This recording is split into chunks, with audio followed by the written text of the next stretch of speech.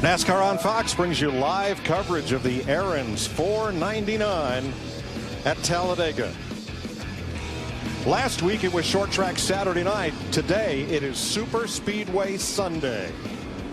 Let's have a look at the Geico starting grid for today's race. The RCR cars ganged up in the final round of knockout qualifying. Brian Scott, first career pole. His teammate Paul Menard has his first Talladega front row start. A.J. Allmendinger, third best start of the year. Casey Mears, whose only top 10 came at this sister's track Daytona. Austin Dillon, his third top 5 start of 14, and Ryan Newman, his best start of the season. That's all the RCR group. Then the Stewart Haas cars, Danica Patrick and Kevin Harvick, the 2010 winner, along with Kurt Busch, 3 times a runner-up at the plate race. The Ford of Carl Edwards snuck in there in the top 10. 6-time Talladega winner Jeff Gordon with Tony Stewart, who has a victory here. Back in row 7, Brad Keselowski, a double winner here, and Michael McDowell with a great time trial effort, 14. Eric Almirola and Joey Logano, who has 2 wins this season. Michael Annett and Brian Vickers. Annett with his career best start. Vickers has a win here. Rounding out the top 20, Kyle Busch, the 2008 winner, and 2-time Talladega titleist Jimmy Johnson. Want to talk to last year's winner? Let's do it. David Reagan, it's DW. Got a copy there, my friend. Yeah, 10-4, DW. I got you. David, you won this race last year in dramatic fashion. Does that change the way you race today? Does that change your expectations for today? Well, it certainly gives our team some confidence. I don't think there's one particular strategy and one perfect strategy to win today's race, but you're going to have to adjust it all day long. Our KFC Go Cup team's done a nice job. Got a fast race car. We're going to have to pass some race cars today, but I feel like we got a good strategy, and we'll just try to adjust as needed all day. If we can have a little bit of luck, I think we've got a car that can win today's race for sure. David, you've won here nationwide, you've won here in Cup. And even at Daytona, what makes you so good on these restrictor plate races? Well, I've been fortunate to drive some good race cars. Our Ford Fusions have always been fast. The Roush Yates horsepower has always been good, and you know, I guess just trying to make good decisions. Mark Martin told me one time to really think about what you're fixing to do and try to play it out in your mind. Sometimes the best move is no move at all. So you know, I've been lucky too. So just a lot of different things, but very fortunate to have a fast front row motorsports Ford to race here today, and a great crowd here at Talladega Superspeedway. So it's going to be fun. Glad you guys are watching. All right, my friend, can the Davids, you got your teammate right there beside you, David Gilliland, can the Davids take down the Goliaths today again? Yeah, 10-4. You guys stay tuned in. It's going to be a heck of a show. We got a good race car, got a good chance to double down for another victory, and whether it's me or that 38 car, it'd be cool to see us in victory lane again. All right, show us how you KFC. Yeah, that's right, 10-4. Thanks for checking in. Thank you to all the viewers for watching, and hold on tight. It's going to be a fun race. I like the train tracks on top of his helmet because we're going to have 2 fast freight trains lined up here in just a matter of a minute or so. Introducing Budweiser Speed Tweets, the new interactive game where fans compete for a chance to race go-karts with Kevin Harvick. Visit Budweiser.com/speedtweets to register and for official rules. Let's get down and get our late-breaking stories from pit road, beginning upper left. Chris Devoda. Well, Mike, normally a pole sitter would take pit stall number 1. Brian Scott is here in pit stall number 17. The reason? He has a teammate, Austin Dillon, right next door. Here, it's not necessarily about exiting first. It's about not getting off pit road alone. You don't want to be solo and lose the draft. Brian Scott says here, specifically at this racetrack, he feels like he has as good a shot as anyone. Matt Yoakum?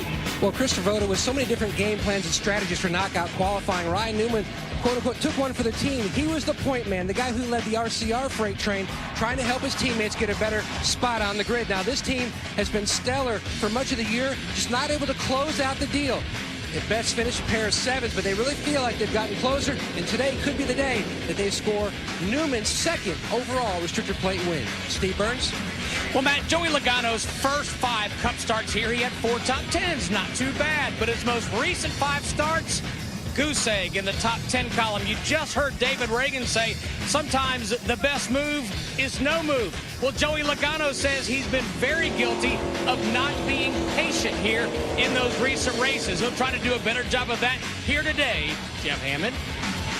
Well, Steve, believe it or not, it's been 22 races since the last time we had a caution-free race here at Talladega. In the meantime, there's been 32 crashes in those 22 races, and they've all involved 5 or more race cars. And because of that reason, we know there will probably be a big one. It's not a matter of if, it's a matter of when. And for the 9-car team, they are prepared. They've got fenders, quarter panels. They've got sawzalls to cut it off, hammers to beat on it, and they've also got the #1 tool as far as super speedway racing is concerned, bare bond to be able to repair these cars. It's all about finishing this race, guys.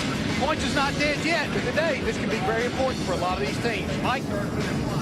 Thank you, Jeff. You hear them rumble by pit road out there on the tri-oval. One car stopped up near the wall. I believe that's Tony Stewart. Yeah, he has to go to the rear of the field. 1 to go. Let's take a look at the Ford EcoBoost track facts for today's race. Talladega is the longest oval and the steepest banking in NASCAR, 33 degrees. And David Reagan's Ford drove to victory here 1 year ago, the first win for Front Row Motorsports. He got a big assist from teammate David Gilliland for that victory. Lots of campers in the infield, lots of fans in the grandstand as we get ready to race on a perfect day. You know, we paid it forward this spring, battling through a lot of rain and rain out days, but today 80 degrees, barely a breeze, a lot of sun, no clouds.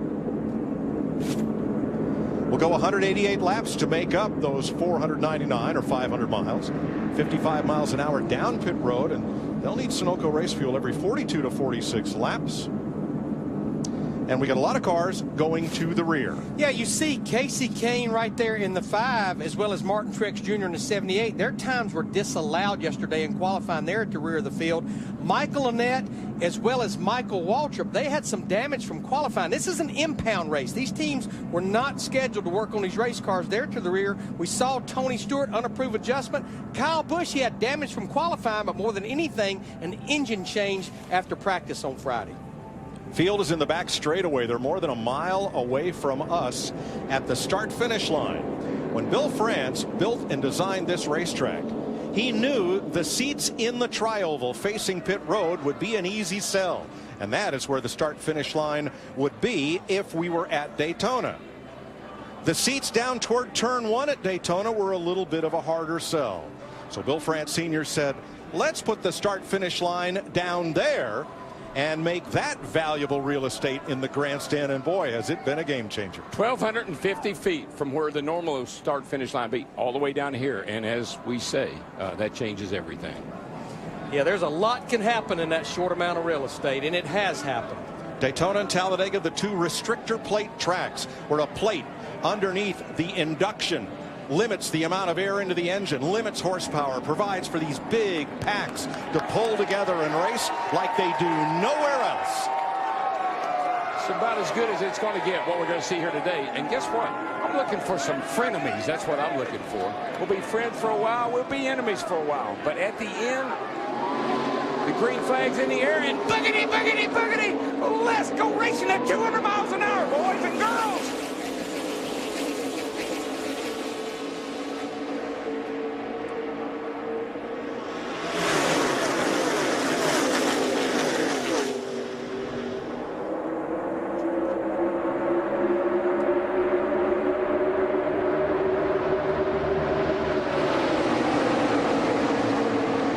Speed still building. Two long freight trains of cars.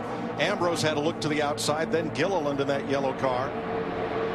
But the field still pretty well formed up as they go into 3. We're starting to see a lot of 3 wide at the back of the pack, and actually starting to see 3 wide at the front of the pack. Kevin Harvick was in the middle, and then the top lane came down to join him, led by Brian Scott in the 33. Paul Menard from Wisconsin started second, comes around to lead the first lap. We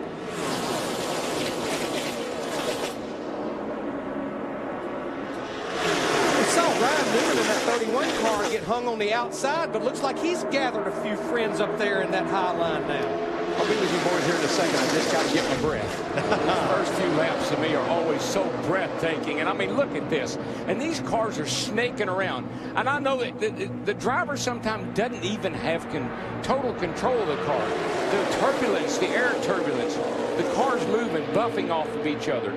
The driver does everything he can to hold a steady line, but now we've got 3 full lanes with Joey Logano way up on the high side and that yellow and red Ford trying to overhaul Menard, who leads, and the middle lane is led by Brian Scott, who qualified on the pole, and that 33. Scott not eligible for Sprint Cup points. He's full-time in NASCAR's second tier, the Nationwide Series. Riding with Kevin Harvick there, he saw that outside line coming, and he's driving that 4 car. He jumped to the outside to get in front of that line. And Mike, you have to be gentle on the wheel. You can't snatch the wheel. You can't jerk the wheel. You got to be gentle with the wheel. Whoa, big move for Menard. He comes from bottom to top, rides the elevator up into the turn 3 banking to try to block the top lane. Now comes down, picks up the 4 of Kevin Harvick.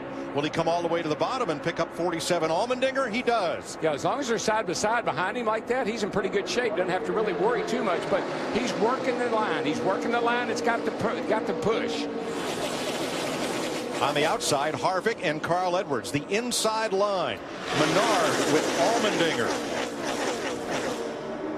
A lot of times, Mike, I think that's how you can tell how equal these cars are. The reason the inside line is faster, it's shorter. If the cars are fairly equal like they are, then the longer way around, you're going to lose a little bit of time when you get up on the outside. On the inside, that'll be Menard, Allmendinger, the 3 of Austin Dillon, who was the Daytona pole sitter, and Danica Patrick.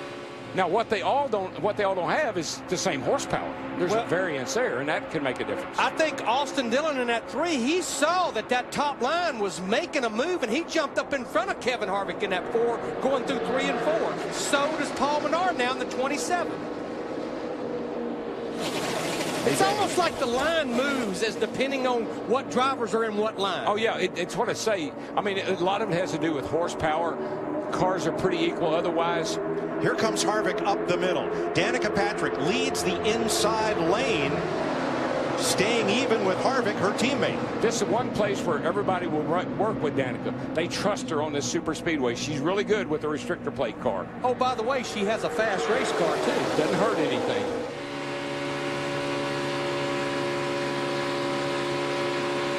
Paul Menard out front, led 29 laps in the Daytona 500. Second most to Dale Earnhardt Jr., who led the most laps. Here she comes.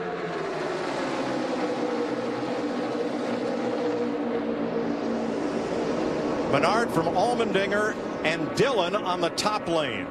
The last time car number 3 raced here in the Sprint Car Series, it was Dale Earnhardt driving to victory in the fall of 2000. I mean, we got 25 drivers right now running within a second of each other, 3 lanes wide.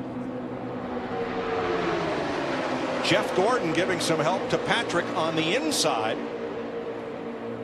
And it's still 3 full lanes of racing. Right at 200 miles an hour. Patrick to the lead, but Menard has that big high wide radius through turn 4 in the trial vote. But here she comes. Danica Patrick's going to lead a lap at Talladega. And I think the crowd loves the fact that she has led that lap. Well, there have been 3 women that have raced here. Janet Guthrie back in the 70s and Patty Moise in 1989, and now Danica. And the best finish by any of them have been by Janet Guthrie. She finished 32nd here once. Good chance that could change today. On the inside, Patrick, Jeff Gordon, Brad Keselowski, then Matt Kenseth. That's a potent group on the inside as you watch Danica Patrick at work. I bet her 1 million followers are lighting up Twitter right now. I know she's got to be enjoying this. I mean, the struggle she's had this year, and there have been many, to be able to lead this field around this big place, quite a thrill. I know what it feels like. Gordon looked to the middle. Patrick came up to cover the spot. He's not going to let go of that lead without a fight. Danica's pretty savvy on these super speedways, Daytona and Talladega. She's got a real sense of where the car needs to be, where the air is, how to side draft. She's the total package when it comes to restrictor plate racing. Now she comes down to pick up Keselowski. And Larry, this is what you talked about in pre-race. When there's nothing out your windshield but the racetrack, you can't drive into somebody else's trouble. In the spotter in your ear, and what she saw, and I'm sure her spotter told her, the inside line was moving, led by Brad Keselowski in that white number 2 car, and that's why she moved down to the bottom. Jeff Gordon comes down to pick up a little side draft off Patrick. Who'll lead this lap? Give it to Gordon. Gordon got it. With Carl Edwards in tow. Jeff Gordon leading after 9 green flag laps. Hold your breath. They're still 3 wide in Talladega.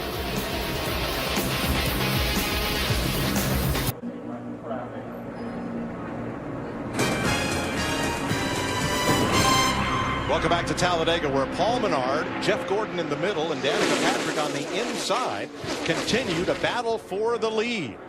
Everybody's picked their lane and is content to ride for just a little while. Every time Brad Keselowski in the white number 2 moves up, Patrick comes up to cover, and she retains the lead.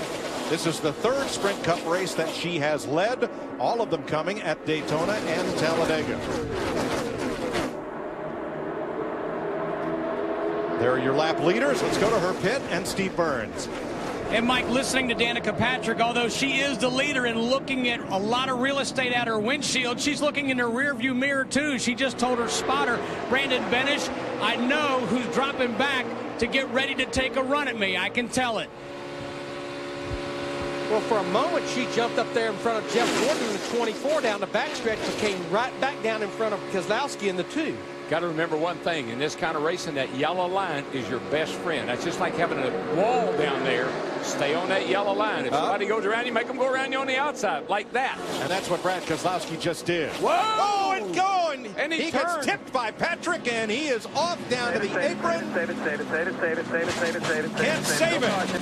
No caution. Oh, slides up the track and back down. And Trevor Bayne almost slid up into another car. He tried to force his way in front of Danica. I mean, he really didn't have her cleared. Brad Keselowski in the 2 tried to come down in front of Danica in the 10, and there wasn't any room. Now, likely the only damage, aside from flat tires, you can hear that tire flapping around, might be to the front splitter going from the track, the 33-degree banking, down to the apron and back again. Looks pretty solid right there. I don't see a lot of damage. I think tires maybe will fix this car. But he's got to make sure he doesn't run too fast and have a tire come apart, because then it'll destroy defender. That was just way too aggressive for this point in the race. All right, let's start up high. Brad Keselowski right now is 3rd. Danica Patrick on the inside in green and orange, the leader. So he gets a nice run. He comes up here. He's going to get he's going to get a little draft off of the 27 on the outside, a little side draft. He gets a great run, and he just all but cleared Danica right there, but he wasn't quite there. This is not one of those tracks where you let off to get in the corner. How about this save, Darrell? Unbelievable. Unbelievable. That shows some real skill right there. And these guys all missing him. Look at the 21 car. Oh, he almost took out Terry Labonte, but this place is wide. At Daytona, that would have been a multi-car pileup. Yeah, but this track is wider. You're going to see here, Mike. He just doesn't quite. He's almost there, but you're like I said, you don't back off on this track. And he came down just in front of her. But Darrell, it definitely looked like Danica Patrick's 10 car moved to the right just a little bit, and then they just come together. Yeah, but you know what? When you go beside somebody like that, you suck the car you're going around. You move that car a little bit, but I mean, whatever. He wasn't clear of it. Yes. Let's have a look off the rear bumper cam of the GoDaddy Chevrolet of Danica. 2 into the middle, 20 still with you. Outside, 3 wide bottom, 3 bottom, 2011 5 with.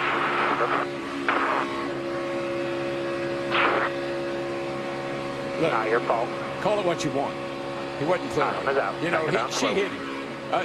You're running 200 miles an hour. You don't touch the brake. You don't let off the gas. You're riding with Keselowski. In line. Oh, really? Save it, save it, save it, save it, save it, save it, save it, save it, save it, save it, save it, save it, save it. No caution. No caution. Just save it, save it, save it. Caution, caution, caution, caution. I don't believe I need to hear all that. I don't I'm think so doing all I either. can, dude. Leave me alone. All right, pit road is open, Steve. And Danica Patrick should get just right side tires on this stop, Mike. Also, A.J. Allmendinger in the 47. He started near the front. Says, my car feels good. He'll get right side tires as well. Krista. Steve, that's the plan for the 24 of Jeff Gordon. 2 right side tires for the 24 machine. Matt? And Paul Menard, the game plan, right side tires only. Meanwhile, his teammate Ryan Newman stayed out to lead a lap. First caution flag of the day. We're 15 laps in at Talladega, and high marks to Daytona 500 winner Trevor Bayne and 2-time Cup champion Terry Labonte for keeping that from becoming a multi-car pileup in turn number 1. Look at Bayne's number 21 thread the needle.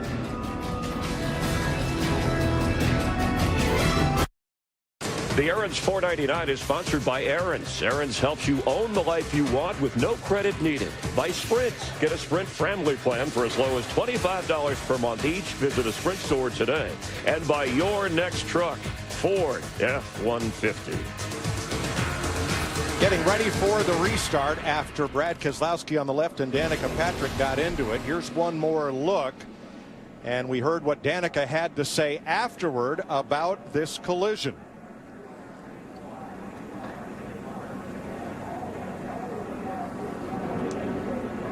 I was looking in my mirror. I was trying to slot in between the 2 and the 24. It's all good. It's all good. He cut down pretty fast there. It's all good. It's all right. 2 cars trying to fit in one spot. Yeah, I think so. Remember, we're going 200 miles an hour heading off into that corner. If I had to call that in, I'd call it unavoidable contact. That's what I'd call it. We'll go green at lap 17. Paul Menard out front, and Brad Keselowski said he had no water pressure. So back to pit road for Keselowski and the deuce. Yeah, they're refilling that water system. It's a pressurized system. Paul Menard and Matt Kenseth, the Chevy and a Toyota, to the green flag, and Jeff Gordon all over Menard on the inside.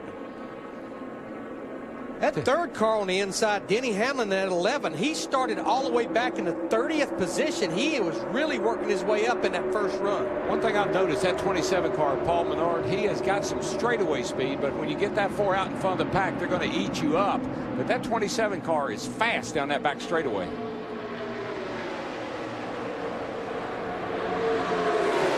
Double file into turn 3 for the first 14 cars. Then the triple header from there on back. When you look at the Toyota drivers like Matt Kenseth in that 20 on the outside up there, and I talked about Denny Hamlin in the 11, we're almost seeing a replay of what we've seen a lot at the restrictor plate races. They don't have a lot of speed as far as qualifying, but they have good race cars. Oh, it always makes me wonder if they come with a little bit of a package where they have some downforce on the cars. They're not going to be fast by themselves, but they're going to be really, really good in the race. Matt Kenseth running third among the biggest movers. Remember, Casey Kane started in the back. He's picked up 30 spots. Brad Keselowski still on pit road with the hood up as Paul Menard leads them around. Matt Yoakum. Mike, you heard that Brad Keselowski asked Paul Wolf, his crew chief, is the radiator gone because the temperature was climbing? They raised the hood. They noticed the overflow line to the radiator's been cut. They're going to have to replace that. Menard brings them back into the tri-oval. Hugging the yellow line with Gordon in the middle lane as now we're 3 wide once again. And Matt Kenseth to the high side with Danica. Well, we know that 20-car Matt Kenseth, that has been one of the best restrictor plate cars the last couple of years. Ever since Matt got in that car, doesn't surprise me to see him shoot out into the lead here. The last 2 years in a row, Matt Kenseth has led the most laps in this race. And he and his crew chief, Jason Ratcliffe, they had a little different strategy on that last caution. Every driver came to pit road, either did 2 tires or 4 tires. They did fuel only. That's one reason they were able to pick up a lot of spots on pit road. Now it's the 2 outside lanes that seem to have the speed. Carl Edwards in the 99 was leading the inside lane, and now a car drops down in front of him on the bottom. That's Denny Hamlin in the number 11 Toyota. I think the lane that's the fastest is the one that the 27 and the 10 are in, because they've got 2 really, really fast cars. Paul Menard in the 27, Danica in the 10. to be able to get to the lead and hold it. Menard leads the middle lane with Jeff Gordon. Danica second in the outside lane behind the 20 of Matt Kenseth. See another player in this group up there. He's that fourth driver on the outside, Jimmy Johnson in the 48. I think that supports what we talked about at the top of the show. Normally, Jimmy Johnson's a driver that goes to the back. Here he is right up there in the thick of things, trying to get to the front. Johnson has 2 wins and 4 top 5 finishes in the last 5 races at Daytona and Talladega. His car on the inside, white with blue stripes. And there's last week's winner, Joey Logano, in the 22. He's found his way up here to the front and led that lap. And now Danica leads the middle lane, but they are not holding station with the inside and outside lane as you look back at Jeff Gordon. Danica even with the 4th car on the inside. Most uncomfortable place you can be, Mike, is in the middle right there. You're getting the wind, you're getting the buff off of both cars, the one on the inside and one on the outside. See how our car wiggles just a little bit? They're harder to drive and hold straight down the straightaway, which seems unbelievable to me, but they're harder to drive on the straightaway than they are in the turns. Car 22, Joey Logano, your leader. Let's see if he can come around and lead lap 22. From Jimmy Johnson behind him and Matt Kenseth on the outside. This is his 46th race with Team Penske. He's already led more laps for those 46 races than he did in 4+ years at Joe Gibbs Racing. Well, the 2 winningest drivers from last year, Matt Kenseth's up top there in the 20 and Jimmy Johnson down bottom in the 48. They're looking for their first win of the year. I got a feeling they think they got the cars to get it done today. Joey Logano in at 22. He keeps kind of going from the bottom to the middle lane there in front of Jimmy Johnson in the 48, Hamlin in the 11. That's what I always like to call working both sides of the street. Whichever line has to push, and the spotter will tell you, outside line's got to push, you'll move up. Bottom line got to push, you'll move down. Joey Logano brings them around on the outside. Matt Kenseth with teammate Denny Hamlin fight for the lead. Car 24, Jeff Gordon, is in 11th spot. Jack is back to live another day with 24 tomorrow night. Returns to Fox tomorrow night. We're live at Talladega, Alabama for one of the most suspenseful and action-packed races on the entire NASCAR schedule. And we're 24 laps into this race, and there are 41 cars you can throw a blanket over. 99 Carl Edwards, right in the midst of that lead pack, had a cameo on 24 several seasons ago. He had a walk-on part, so impressed the cast and crew, they gave him lines. He had a speaking role as a federal agent from Homeland Security. Yeah, Carl would make Jack Bauer a real good partner. Yeah, Carl, he's starred in a couple of country music videos. He's doing all kinds of things outside of driving this 99 car. He wants to star right here in Victory Lane at Talladega. I like Carl here today, and I'll tell you why. I just watched him all through practice and qualifying. He's been the contrarian. He was only Ford that made it into the top 12. He's the guy that's kind of been hanging around with all these Chevrolets and Fords or Toyotas all weekend. A guy that might have a shot here, boys. Well, now we've talked about the muddle in the middle, and the 8th car back in the middle lane is the number 3 of rookie and Daytona pole sitter Austin Dillon. Krista? That's right, Mike, as the cars roar by the front stretch. You mentioned that number 3. Anytime a number 3 racing at Talladega, it warrants an update. Austin, before that last pit stop, told his crew chief, Gil Martin, do not touch the car. It is great. They took 2 right side tires. He is comfortable in that red, black, and white number 3. And you know, we talk about handling is not a big issue at Talladega, but stability is. Having a stable car, a car that you can get in the middle, that you can drive and move around, that's when you have a good race car. And it sounds like that's what Austin Dillon in the 3 has today, a very comfortable, stable car. You know, we spoke earlier about Denny Hamlin at 11. You think back to Daytona Speed Weeks. He did everything he could about do there except win the 500. He won the Sprint Unlimited, the Budweiser Duel, and finished second to Dale Earnhardt Jr. in the Daytona 500. Joey Logano edges Hamlin at the line to lead that lap. Yeah, Larry, after the disappointment of Martinsville, remember Martinsville? He said, I guarantee I'll win this race. He didn't even come close. And then we go to his favorite track, Richmond. No, not a factor at all. Got spun out late. Joey Logano, your leader. NASCAR on Fox continues after these messages and a word from your Fox station.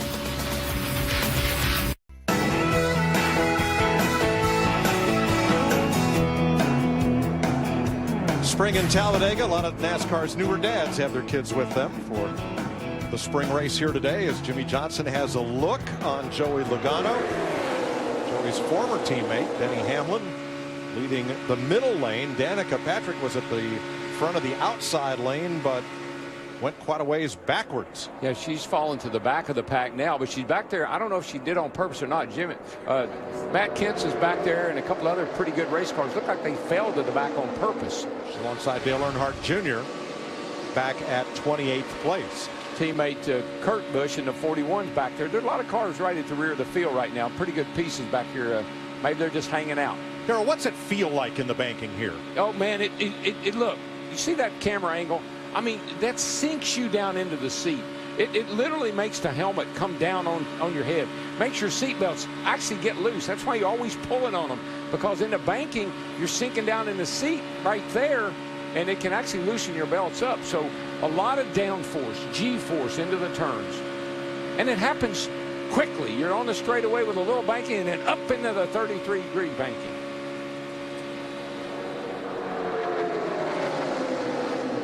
Denny Hamlin, the leader at 32 laps. We ask you to show us how you get ready for race day. Look at that Go Cup right there. David Reagan is going to show you how he KFCs at Talladega. Yes, he got NASCAR approval to carry that. So show us how you KFC, and you could be part of our next KFC social media pit stop. Last year's winner, David Reagan, started pretty deep in this field and has worked his way now to 13th over just the last 3 laps. But I've been watching David Reagan in the 34, and what he did, he jumped up to that 3rd lane, and he jumped in behind Kyle Larson at 42, as well as Martin Truex Jr. in the 78. Remember, Martin Truex Jr. had to start at the rear of the field. I think David has found a couple of drivers that they have fast race cars. I think David's one of those guys, he stays under the radar. He's really, really, really good on these restrictor plate tracks. I've watched him time and time. I watched him yesterday. He's really good, but he's subtle about it. And he's in the right place at the right time. Remember what I said about respecting this joint? That's what makes him good. He respects this racetrack. My man, A.J. Allmendinger, he's hanging in there, riding along pretty good shape. 47 on the inside. He was up near the front there for a good bit of the early going. Darrell, I love what David Reagan told you, though. No move may be the right move. Exactly. But see, he understands that. And not only does he say those things, he does those things. A lot of these guys talk about how to run this place, and they know what they're talking about, but they don't do it. New leader, Carl Edwards out front of Joey Logano and Denny Hamlin. They're about to overhaul the one of Jamie McMurray, whose car was pretty well damaged in that accident back at lap 14. And really disturbed aerodynamically. Also, Brad Keselowski is back on the track. They replaced that line to the radiator, but he lost 6 laps in the process. Krista. Mike, you were talking about last year's winner of this race, the number 34 in the KFC car, David Reagan. His biggest fan is his wife, Jacqueline, atop the pit box. Jacqueline +1. Jacqueline is 34 weeks pregnant. I talked to her this morning. She said this will be her last race she will travel to. She said there was no way I was going to miss this one. I explained to my doctor, my husband is a defending winner.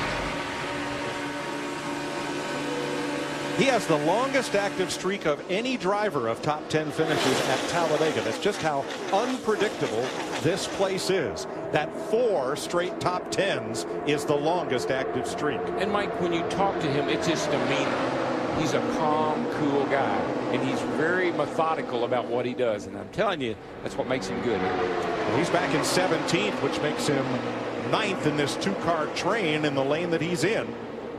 Another driver we always take notice when we're at Daytona or Talladega is Trevor Bayne in that 21, the 4th car on the inside. Remember how close he came to being involved in that first wreck down there with Brad Keselowski in turn 1 and 2.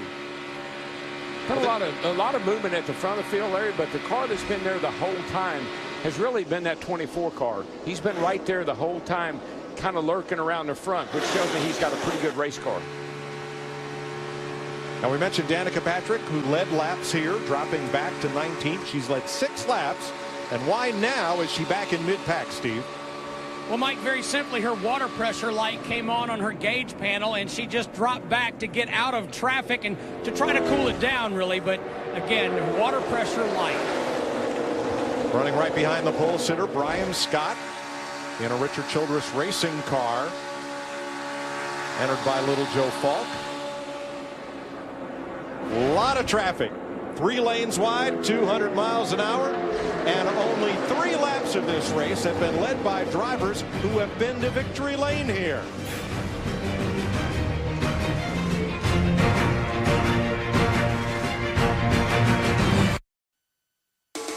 The Aaron's 499 on Fox is sponsored by Budweiser. Great times are waiting. Grab some buds. 41 complete. Jimmy Johnson just led his first lap of the day. So let's get a closer look at today's race with Sprint. Kyle Busch up 35 spots to 6th is the biggest mover in the early going of this race. The new Sprint family plan allows up to 10 friends and family to get unlimited talk, text, and a gig of data for as little as $25 a month. Visit sprint.com/speed, where it's pronounced Gordon. Here it's Jeff Gordon in the 24. Let me tell you what I've been pronouncing or watching. It's become pronounced to me is going into turn 3. These guys are really getting bottlenecked up over there. They're going in there 3 wide, real high, one on the bottom, one in the middle, getting a little wide going on as they get off into turn 3 over there, making me a little bit nervous. But each time that happens, it seems Joey Logano pops out of the corner with the lead in his Penske Ford number 22. And Logano brings them around on the inside in front of Denny Hamlin, Kyle Busch, and Martin Truex Jr. Which of these lanes is the best lane? Let's get today's Subway Fresh take from Fox commentator and today driver of the number 66, Michael Waltrip. Yeah, keep monitoring that spotter. Let me know what you're seeing up there. So when it's time to go, I'll know what to expect. I can see them pretty good. Now, I agree, the bottom was the best right now. So just keep watching so nothing surprises when we get up there. Got it, bud. Set 4. And guys, what he's talking about, Michael's telling his spotter, which is up here on top of the grandstands, and watching the 66 car as he goes around. But during the meantime, he is not only just watching Michael, he's watching other competitors to try to figure out who Michael can get hooked up with to make that run to the front. And you'll notice one other thing. We talk about how big Talladega is. All of these spotters up here today are using binoculars so they can see them when they're way over on the back straightaway. Because remember, this is a game of inches. You make a bad call here, you can start one of those big ones. And a lot of people would be pretty upset if you didn't pay real particular attention about trying to slide a guy in by an inch.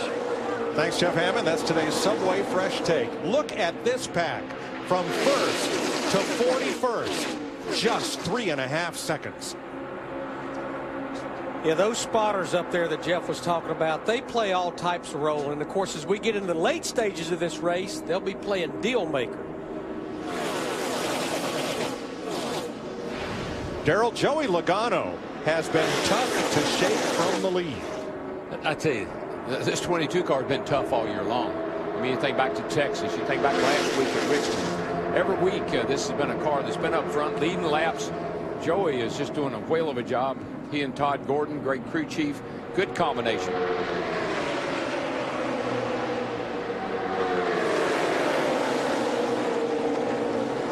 Let's go back to 9th place. That's Kevin Harvick in the number 4. Last year's winner David Reagan alongside. Harvick's had no trouble staying up among the leaders today. Matt? Mike, you may see that 4-car dip out to try to get a little more air in to cool the water temperature on that first 15 laps of the race. In that Ford machine for Harvick was pegged. There was no debris on the grill. Listening to several different of the Hendrick cars, they have that same concern, all running warm, especially Tony Stewart. Mike? Well, it's an 80-degree day here. Yeah, it's warm, it's hot, and Larry, what makes cars go fast? Well, they put that radiator opening, the opening that sends air in there to cool the radiator, just as small as you possibly can, because the more tape you put on this nose, the faster it's going to run on these long straightaways here. I did see in the garage area, and this is the warmest day, teams were getting pretty aggressive with tape on the nose.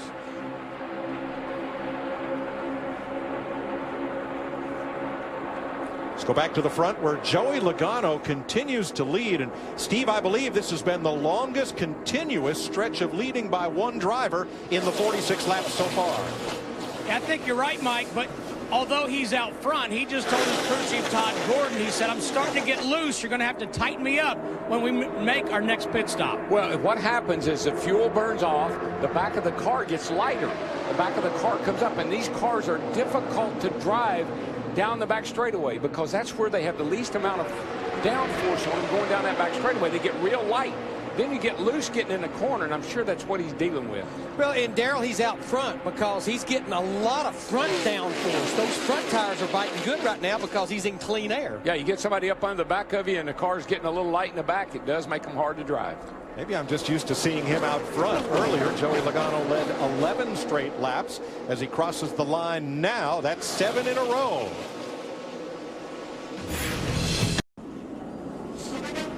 Pace car picks up the field. Caution for debris between the start-finish line and turn number 1. Second caution of the day comes out at lap 50. Pit road will be open next time by. And Jamie McMurray, who is 7 laps down with crash damage to the left front, he will be our Aaron's lucky dog and get back one of those laps. You don't need credit. All you need is Aaron's. Saturday, May 17th, NASCAR's best take to the track in a fight for $1 million. It's the NASCAR Sprint Cup All-Star Race, part of Fox Sports 1's 10 Days of Thunder. Saturday, May 17th, 8:30 Eastern. To find your channel for Fox Sports 1, go to foxsports1.com today. This is Joey Logano's 22nd restrictor plate race. That means at Daytona and Talladega, the engines are restricted as to horsepower, and it provides this big pack racing, and that's done to keep the speeds of these cars at or under about 200 miles per hour. This is the most laps that Logano has ever led in a restrictor plate race. As you see the flag man waving the green flag at the inside of the track that signifies pit road is open, while the track is under caution. So Logano, Kyle Busch will lead them down. Yeah, we were within about 10 laps of what would be green flag pit stops. I think we'll see a lot more 4-tire stops on this pit stop here. Steve Burns. And Larry, you're exactly right. The 22 Joey Logano saying that his car has gotten loose. They'll make a chassis adjustment. Also, Kyle Busch in the 18 said it's getting grimy out here. I'm getting loose. He also wants some water in a bag of ice, Krista.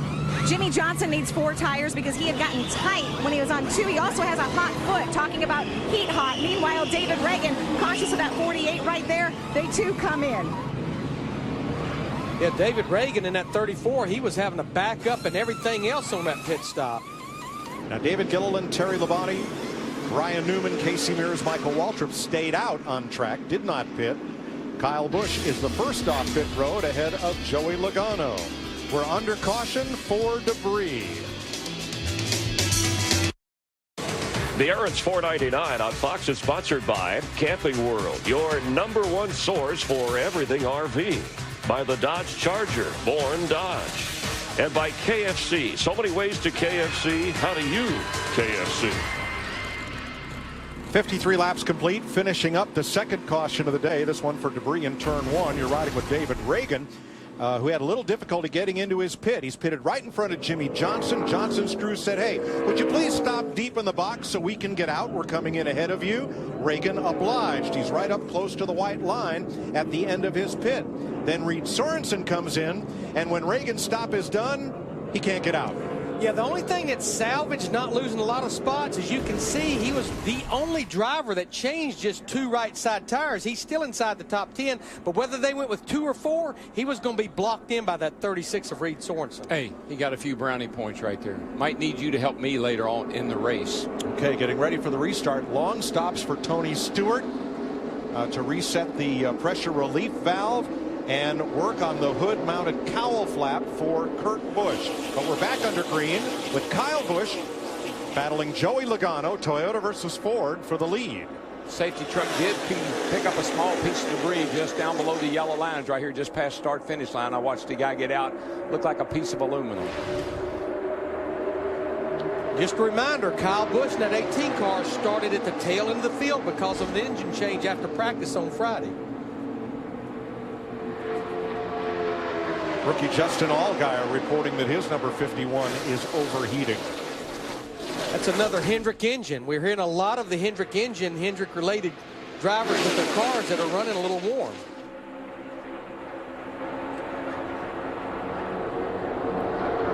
Once again, Joey Logano pulls out front. That's impressive. Boy, it really is, and he's almost unchallenged. I mean, he did it and just did it with ease.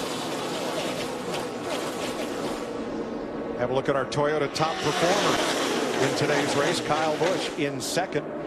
Matt Kenseth currently fourth. Denny Hamlin and Brian Vickers. Problem with these races, Mike, the longer you go, the braver you get. You know, you start off, you're real cautious, you give, you take, you let everybody in, you don't do anything aggressive. But as the race goes on and on and on, you start getting a little more aggressive and you start putting the car in places that maybe you shouldn't put it. Well, Dylan, you just build up your memory bank with I did this and that worked. Let's try that. Oh, yeah. No, you move around. You want to play around here and see what line works best for you and your car, who you work best with, who you draft well with. You're doing a lot of things right now other than just going around the racetrack logging laps. Whoa, Joey Logano almost got a bumper full of Matt Kenseth as he came down to the bottom of the racetrack. Yeah, about the time Darrell Waltrip was talking about moving around, that's what Joey Logano on that 22 was doing. But now Greg Biffle in the 16 car started all the way back in the 31st position. He wants the lead down the backstretch. I'm just wondering if Logano had to lift a little bit and catch his breath after that little deal with Matt Kenseth.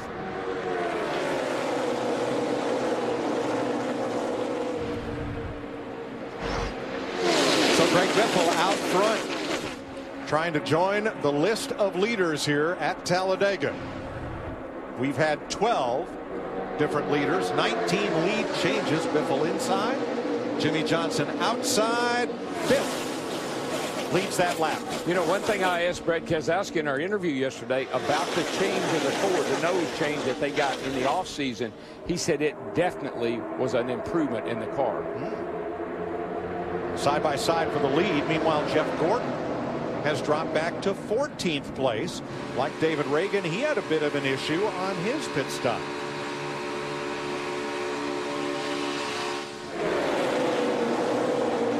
Landon Castle in the 40 car had him blocked in. This is a Hendrick engine. What I also saw is a crew member pulling a little bit of tape off the nose of this race car. One thing you have to be really careful of is jamming your car in reverse. These transmissions are pretty fragile. You jam that thing in reverse and spin the tires backwards, sometimes you can tear a gearbox up. But what happens on pit road here, Mike, is we had, like that time, we had 41 drivers on pit road at one time because we had that many on the lead lap.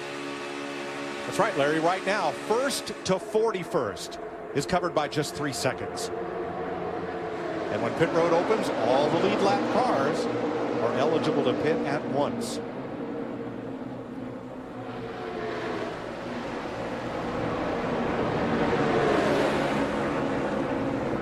Biffle the 16, Johnson the 48. Continue to fight for the lead. Rookie Austin Dillon second on the outside. Mike, you know, at Daytona we talk constantly about side drafting. It's not as effective here because this track is so wide. At Talladega, at Daytona, the wall is next to you pretty close by, and you do get a little different airflow off the cars there than you get off the cars here. Now, what happened to the 3 of Austin Dillon? Drifted up high coming into the tri-oval, and he went from 3rd to umpteenth. But Jimmy Johnson in the 48 went up there. He went with him. Johnson had room to get back down. Austin Dillon thought he had enough room, and Brian Vickers in the 55 was there, so he had no choice but to stay on the outside. Oh, yeah. The old brave meter is moving over a little bit. They get more and more brave. You see it just constantly. Things pick up. So that's Dillon up high, leading the high line in the number 3. His dad raced in the Busch, now Nationwide Series. His grandfather, Richard Childress, ran his first Sprint Cup race here at Talladega, the start of a long career that then led to championship-winning team ownership. Starting to see another driver make his way to the front. That second car behind Austin Dillon on the outside, Dale Earnhardt Jr. in the 88 car finished second here in the fall and obviously won the last restrictor plate race, the Daytona 500. Matt?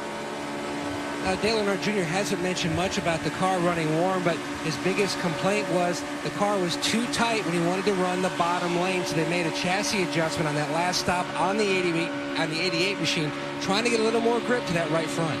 Now there's 3 of the Hendrick cars right together, the 5 of Casey Kane, 24 Jeff Gordon, and 88 Dale Earnhardt Jr. from 10th spot on back. Another guy up here in the Aaron's car, Brian Vickers. Brian had a great car last week at Richmond. Had a little issue in the pits and then got shoved up the hill late in the race, but he had a fast car, got up to 3rd last week, running great here today in that Aaron's car. And of course, what better race would it be to win than the old Aaron's 499? In one of his 3 career wins right here at Talladega back in 2006.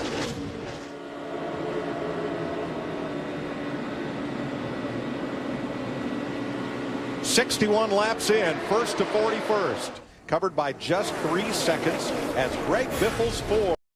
The Aaron's 499 on Fox is sponsored by Toyota. Let's go places. By the new Samsung Galaxy S5. The next big thing is here. And by Geico. 15 minutes could save you 15% or more on car insurance. 65 laps complete. Greg Biffle, the race's 13th different leader at Talladega. This week, Major League Baseball on Fox Sports 1 back with a doubleheader. Buster Posey leads the Giants in to renew their rivalry with the Dodgers. Then the Indians take on the Rays. Action starts Saturday, 3:30 Eastern on Fox Sports 1 and streaming live on Fox Sports Go. To find your channel, go to foxsports1.com. You know, Mike, we were just talking about, is it comfortable or do you want to be at the back? How can that be comfortable? Oh, no. That gives tire testing a whole new meaning. Yes, right it does. Yes, it does. I'm not sure about that one.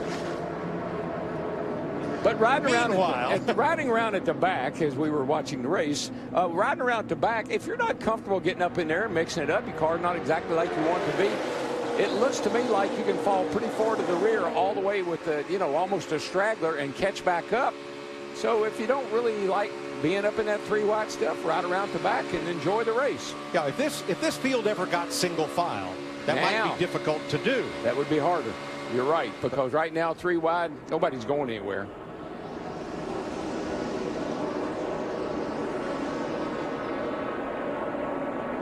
The biggest difference between Daytona and Talladega, Daytona is like a 2-lane racetrack, really. I mean, that's when you're the most comfortable. Here, it's a 3-lane racetrack, and you're very comfortable running 3-wide here. It's not dangerous. It's not as hard. It's very difficult to do at Daytona. Pretty easy to do here. Now, here they go into turn 3, Darrell, and every time they do, I see you wince just a little. I'm just nervous about turn 3. You got guys that are closing up at a high rate of speed. They come down the back, they get a big draft, and they really close up fast. I've seen them go in 3-wide over there several times with the guy up on the outside looking like he didn't have quite enough room. Now, one of the drivers who has dropped out back to run with that tail end Charlie pack, still within 3 seconds of the lead, is the 99 of Carl Edwards. Why, Steve? Mike, he says, I have a vibration. It might be a wheel weight, but I'm just going to keep an eye on it and ride right now. And to your point, he did spend some time at the front. But look, maybe they see the same things that we're seeing.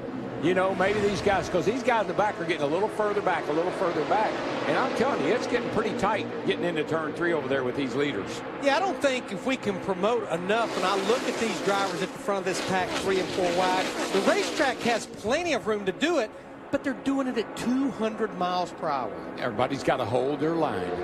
And now the fuel load is starting to lighten. The tires are starting to wear. The characteristics of the car a little different from when they came off pit road. Yeah, now you chase the car a little bit. Now the car wants to wiggle around a little more, move around a little bit more from the air buffing off the other cars. That's when you really have to hang tight onto that steering wheel. Hammond, what do you see? They making you nervous in 3 over there? Well, Darrell, it's not so much turn 3, but when they bunch up off of 3 and 3 coming off of turn 4, you can throw a blanket over them. They are so close together during this point right here. Look right at my shoulder. They're coming through turn 3 now. This is the exit off of turn 4, right above them. You see these guys, they start closing up tighter and tighter, and all of them go by. It's incredible that they haven't gotten together somewhere during the course of this day, and we haven't had a big one as of yet. You can see some of them guys starting to back off that a little bit, worried about it maybe happening.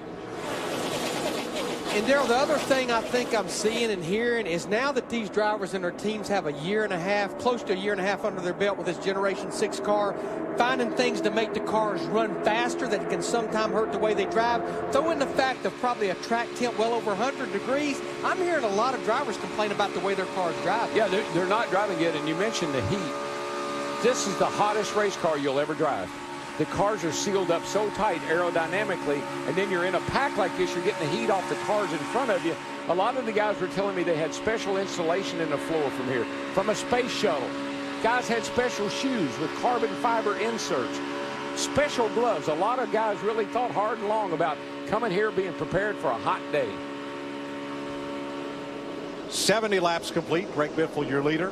Chevrolet and its dealers proud to support Military Appreciation Month with the best military purchase program for all who have served. Learn more at ChevySalutes.com. You know, one time we got our hands on some of the tile like they put on the space shuttle, and we glued that to the firewall, and boy, did that make a difference. And then we started putting it in. I can't tell you how we got a hold of it, but we got a hold of it. You put your best man on it, Hammond. Hammond, yeah. See if you can get me some of those tiles off the space shuttle. He was hanging on to that bad boy. Jimmy Johnson leads the outside lane in his Lowe's Chevrolet, while up front it's the 3M Ford of Greg Biffle.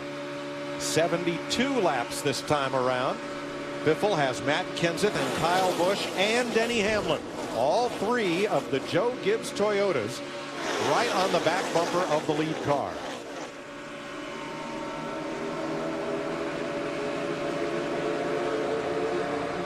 We're about a mile away from turn 3, and so are the spotters high above the tri-oval. Eyes in the skies for those 200-mile-per-hour drivers.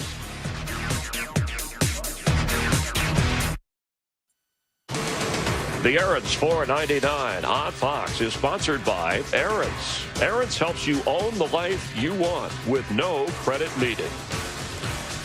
76 laps in. Greg Biffle's now led 19 of them. He's out front. Here's a closer look at today's race action with Sprint. Biffle's number 16 Ford has the fastest lap of the race, 202.5 miles per hour. The new Sprint family plan offers up to 10 people unlimited talk, text, and a gig of data for as little as $25 a month each on the Sprint network. Visit your Sprint store today. Mike, the old Biff's going for a record. He's got 81 consecutive races where he's been running at the finish. The record is 83, and so he's got a good shot at breaking that record. Krista? Greg Biffle with a very strong car, especially on that bottom line. His spotter, Joel Edmonds, has been telling him, watch the middle. That 48 has been very strong in the middle, but so far that bottom line is with Greg Biffle leading is holding the charge. Yeah, agree. Short way around. And as we get to 2 wide racing, it's still a little bit of 3 wide here, but things have gotten a little tame for the moment. Last caution flag was at lap 50, so still a ways to go here before we might see green flag stops. Yeah, probably about 15 laps before we would see green flag pit stops. Dale Earnhardt Jr. in the 88 behind Austin Dillon in the 3. Matt, I don't believe Jr.'s made it up into the top 10 yet today. Mike, he was trying to utilize the outside lane until that last pit stop because he could not run the bottom. Now he's back on the bottom, running in the 17th position in the 88 car. Now his spotter, TJ Majors, he and Dale have worked together since the very end of the DEI days. Right now, though, he was giving him a couple different descriptions of some things. He said, look, do you want that much detail? And Junior said, all info is good info. So even though they've worked together so long, always ability to call an audible and adjust your skill set. Yeah, I found it interesting in the media center on Friday. Dale Earnhardt Jr. said he felt like their restrictor plate program as far as their cars had gotten behind, but they've come to life of late. Of course, winning the Daytona 500, finished second here in the race here in the fall last year. And Larry, you do need that spotter to keep you. You heard Michael say, you know, keep me informed about what's going on up in the front so I know what lane to go, what to expect when it comes time to go. I think Dale Jr. is a lot like that. He absorbs a lot of information. And it's not just for casual information. It's things that he can use when it's time to go. Now, while Earnhardt has not made it into the top 10, Jeff Gordon has been at the front of the pack today. But look now, he has fallen way back to 38th, 39th now. And another of the Hendrick-powered cars, Tony Stewart, last car on the lead lap, 41st. Now we're hearing there is nothing over the in-car radio from Jeff Gordon to indicate a problem. Sometimes, Mike, you just need a break. Sometimes you've been up in there, it's so intense. I know, folks, I know you look at these cars and you say, well, it doesn't look all that. It's so intense when you're up in here 2 and 3 wide. Sometimes you just need to back up, get a deep breath, and then regroup and go again. It helps you out later on. But I think that pit stop problem put him in, remember what we called it, the middle of the hole. And I think he said, you know what, I'm going to go back here and I'm going to get out of this hole and I'm going to go back here where it's a little safer right now for a while. Larry, look at the speed on the Harv's car there. He's bouncing right around 200 miles an hour. He's lifting a little bit there, getting down in. Of course, they didn't run over somebody. A lot of RPM, 8,400 RPM. And he's sitting on a hot stove, I'm telling you. There's a lot of heat inside these race cars. That throttle right there, as you can see, it's wide open all the way around this racetrack. You really, believe it or not, you use the throttle a little bit, you use the brake a little, you drag the brake a little bit to kind of hold your position, and you never stop focusing. You're constantly looking ahead, looking in that mirror. You need to know where everybody is at all times. How about Harvick, Matt? And he's also looking at that water temperature gauge, Mike. It has not improved. Still complaining that the car is running extremely warm. They're trying to get that car as cool as possible. His teammate and the owner of Stewart-Haas Racing, Tony Stewart, you can see him dipping out, trying to get as much clean track as front of him, trying to cool down his race car.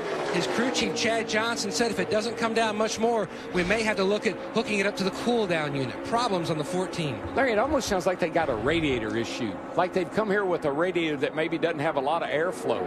Remember on the pit stop, they reset the water pressure relief valve on that number 14. But the pattern I'm seeing, I know Darrell and I were talking earlier about front end tape. I'm hearing it's mainly drivers with Hendrick engine packages. Even Justin Allgaier in the 51 was complaining about overheating a little bit. First 23 cars trying to pull just a little bit on the rest of the field will continue after these messages and a word from your local station. 86 laps complete in the Aaron's 499 at Talladega. The three Joe Gibbs Toyotas have made no advance on Greg Biffle's Ford that continues to lead. We asked you to show us how you get ready for race day. Let's take a KFC social media pit stop and get a look at how do you KFC. Oh, it's Happy Star Wars today. How about you? It's May 4th. May the 4th be with you. Hey, now.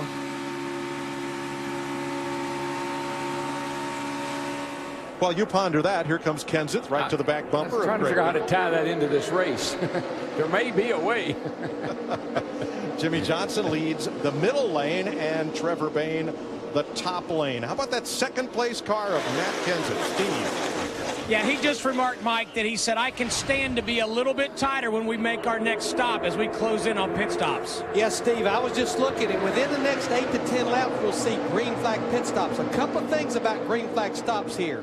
For the first time, they would be making one today, and they're trying to go from 200 miles per hour down to 55 miles per hour. And if their crew chief has in mind of maybe just changing 2 right side tires, you can't slide those tires. We saw Marcus Ambrose do it in practice the other day, and the tire blew out, killed the fender, had to go to a backup car. Yeah, only the world's greatest drivers can come off turn 4 down there at 200 miles an hour and roll the car up to 55 miles an hour and not slide the tires. That takes skill. Darrell, I think at this point of the race, still over halfway to go, and with the handling being an issue and how long you're going to have to wait on fuel, my preference would be, I think you should put 4 tires on it right now. Oh, I wouldn't. You got to put fuel in it. You got to fill it up, yeah, so you got to be there anyway, so why not? And the drivers, most everybody we've heard has been complaining a little bit about the way the cars are handling and driving. And why wouldn't they, Darrell? We've just run 34 consecutive green flag laps. That's the longest green flag run so far today. Yep. Well, you get a good idea about what you got here. You'll get fuel mileage reading. You get a good tire wear reading. This is a vital pit stop coming up for information. And unlike any other racetrack we go to where you'd love to come to pit road by yourself to not hit any distractions, The way the draft works, you need friends to come to pit road where you can leave with them. Look at that man in the middle, young Alex Bowman, a Sprint Cup Series rookie. He's having a great day here for BK Racing. He's in 12th place, 13th right now, right up there with the leaders. Really good kid. I like him. Right behind him comes the 31 of Ryan Newman. Matt? And Mike, they were planning on pitting around lap 91 to 92, and they have their pitting partners all lined up. But the concern for Newman earlier in this run, he said his car was running warm. That's why he dropped to the back, and they're planning on pulling some tape off the grill when they hit pit road. Mike, you know how you can tell they're getting close to a pit stop? See what's happening? They're starting to get single file. Everybody's starting to group up, get single file. Who am I going to pit with? Here we are making deals. You can see one of Greg Biffle's crew members over there talking to the crew of Matt Kenseth's 20 team. Just like I said, you want to come to pit road with friends. Jeff?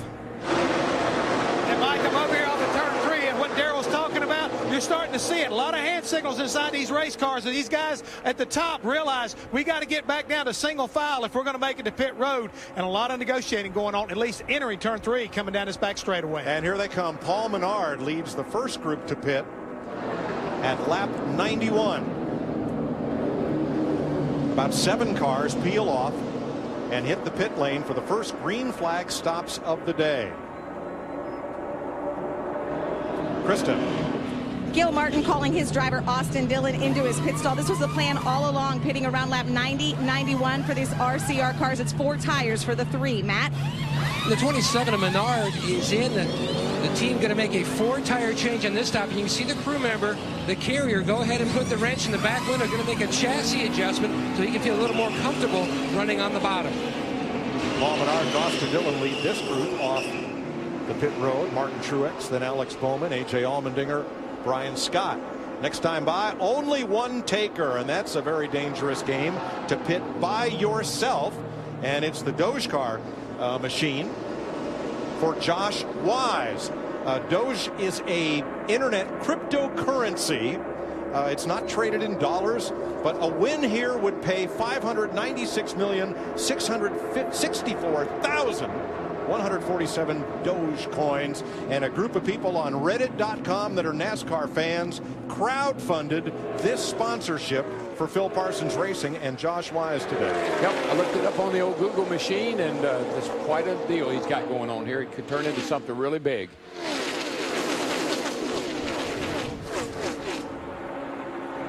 So Wise completes his stop. And again, this time by one taker, someone else who did not find a partner to pit with, and that is Landon Castle. Going to be halfway to come around.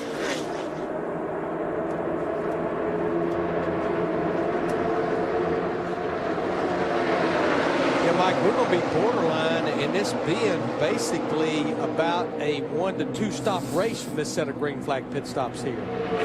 What do you think, Larry? They're pushing this as far as they can right now? Well, I would think if they can get up there around lap, maybe say 96 or 97, then you may be thinking about a one-stop race. I think that's what some of these guys are thinking right now. About a dozen of them coming to pit road this time, led by Kurt Busch. Marcus Ambrose is in that group. So is Casey Kane, Danica Patrick, and more. Steve. And Danica, like many of the other drivers, Mike, saying that her car has gotten loose. We expect just 2 tires on that number 10 car of Danica Patrick. Matt.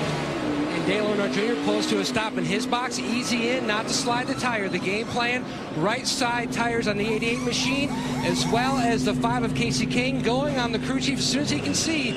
There he goes. The water's come back into the overflow. He's away. Yeah, we saw steam coming out of the right corner of Danica's car. A lot of that car's running a little bit warm. Big pack of cars, most all the leaders coming now, more than a dozen of them, led by Greg Biffle and Matt Kenseth. Into the pit, Steve. And Mike, remember, he said I could stand to be a little bit tighter. They told him to stop a little bit short in his box so he could have a better exit. It's going to be 4 tires for Matt Kenseth. Krista. Greg Biffle, who's leading this race, bringing his car in. The call from Matt Pusha for his driver, Greg Biffle, for 4 tires. Jimmy Johnson also in for 4.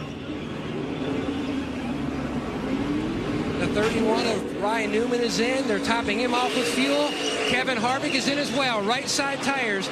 The strategy up and down pit road in my area. 6 cars have not yet made pit stops. Race leader Carl Edwards coming now with Michael McDowell, Trevor Bayne, Eric Almirola, Ricky Stenhouse. Those are the cars yet to pit, and here they come, Steve.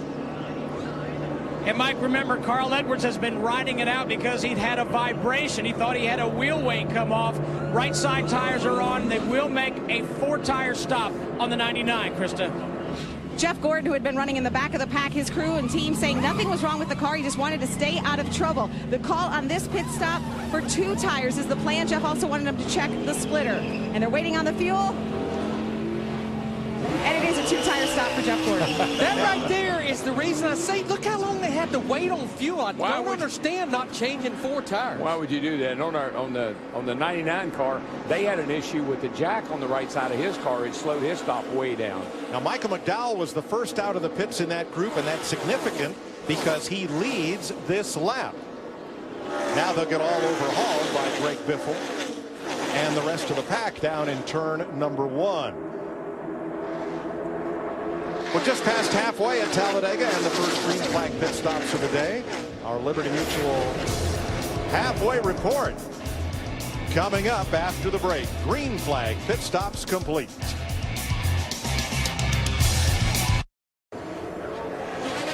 NASCAR on Fox live from Talladega. We appreciate you watching, and time for the Liberty Mutual mid-race report. And Greg Biffle, your leader, not only at the halfway point, but at this moment he has led the most laps so far, followed by the Joe Gibbs Racing team of Matt Kenseth, Kyle Busch, and Denny Hamlin, on a pace to race past the total number of lead changes for all of last year. There were 30 last year, already 25 lead changes today.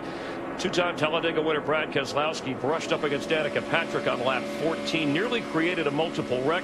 Currently running last, 6 laps down. But in the first half of this race so far, no major crashes, but a long way to go. Darrell Waltrip, who are you keeping an eye on? Well, I'm keeping my eye on the guy that won the most races last year, Matt Kenseth. You know, he's won twice on restrictor plate tracks. He's led 506 laps in the last 9 restrictor plate races.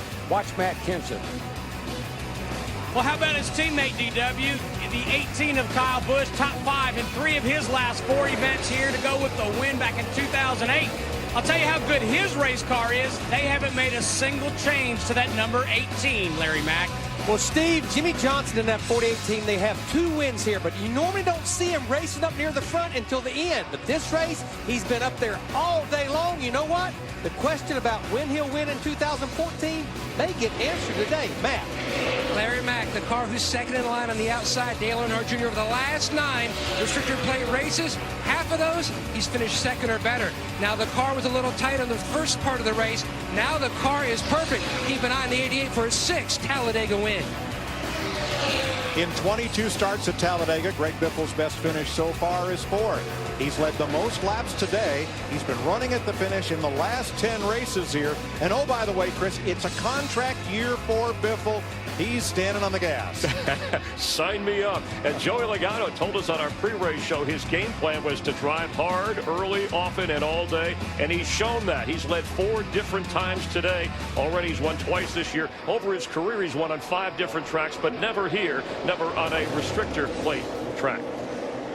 And right now, Michael Waltrip in the 66 Blue Def car is out on the track. Let's check with him. Yeah, somebody's got to take those right side tires and figure out what the hell. I mean, that was ridiculous. That's what it was. No doubt. Unbelievable that a car could shake that bad with a set of tires on it. Unless they were just, something was wrong. All right, 10-4. All the wheels look good, so it was definitely a balance. That we'll get them balanced. We'll go take them, get them balanced, get an answer. All right, hang in there, Michael. Currently running 38th, but on the lead lap. And he has won here before, finished 4th in this race a year ago. This has been your Liberty Mutual mid-race report with Greg Biffle holding off Matt Kenseth, Kyle Busch, and Denny Hamlin. We're glad you're watching NASCAR on Fox from Talladega. The Aaron's $4.99 on Fox is sponsored by Chevrolet. Find new roads. By McDonald's. I'm loving it. And by Academy Sports and Outdoors. Right stuff, low price, every day. For the third time today, the caution flag waves with 82 laps to go, and here's why. These cars raise such a wall of wind that they've damaged the caution line of the back straightaway, so they're fixing that. Caution is out. Jamie McMurray is the lucky dog. You don't need credit. All you need is Aaron's. He gets another of his laps back. Pit road's open, Steve. Mike, just listening to Matt Kenseth, he says he likes the balance on his race car. Quick chassis adjustment for him. Joey Logano, fuel only, Krista. Greg Biffle just a little bit tight. He gets a water in the call because they're in their window. Is fuel only for the 16, Matt. Fuel only for the 88 of Dale Earnhardt Jr. Now they are going to make a chassis adjustment. Oh, close call with a 26 machine as Jr. got ready to lead. A chassis adjustment to try to tighten him up through the trioval. Yeah, you can see right here, almost everybody went with fuel only. Very few tire changing just after those green flag stops. Absolutely puts them in a one-stop race from here. 7 drivers chose not to pit, and a little quick handiwork there will repair the caution light problem on the backstretch. Working the third caution of the day at Talladega, 4 drivers who did not pit on this caution yet lead the race. Casey Mears, Michael Annett, Ryan Newman, and Michael Waltrip. Mears picks up a point for leading laps, and it looks like now all 4 of them will pit and hand the lead to Dale Earnhardt Jr. Today, Jimmy Johnson's Lowe's Chevy has a special Valspar Reserve look. Earlier this week, the 48 crew put down their wrenches and picked up their brushes to help out a Charlotte area boys and girls club. They added a fresh coat of Valspar Reserve paint to the club's game room in Lowe's signature blue, complete with Team 48 decals. Valspar is available only at Lowe's. Getting ready to go back to green at Talladega, the Boys and Girls Clubs of America, a Fox Sports supports partner, and we're proud to support the work they do, helping young people reach their full potential every day. Visit foxsportsupports.com for more info. As we complete this caution period, let's take a look at the Camping World Truck Series. Top 10 points update. Timothy Peters and Johnny Sauter tied at the top. Defending champ Matt Crafton in third. Ryan Blaney and Ron Hornaday Jr. the top 5. Ben Kennedy. And there's the rest of your top 10. Yeah, you see they'll be out there at Kansas with us next weekend. Now, our NASCAR on Fox crew is a hardy lot. They were in here at 5 o'clock this morning. Was crew call to get ready for this race. And they're kind of like the Postal Service. Neither rain nor snow nor dead of night will keep these men from bringing you the great pictures today.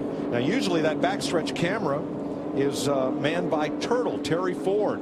He missed his first race in, I think, the 14 years of NASCAR on Fox yesterday for a great reason. His son Chance graduated magna cum laude at the University of Southern Indiana yesterday. Congratulations.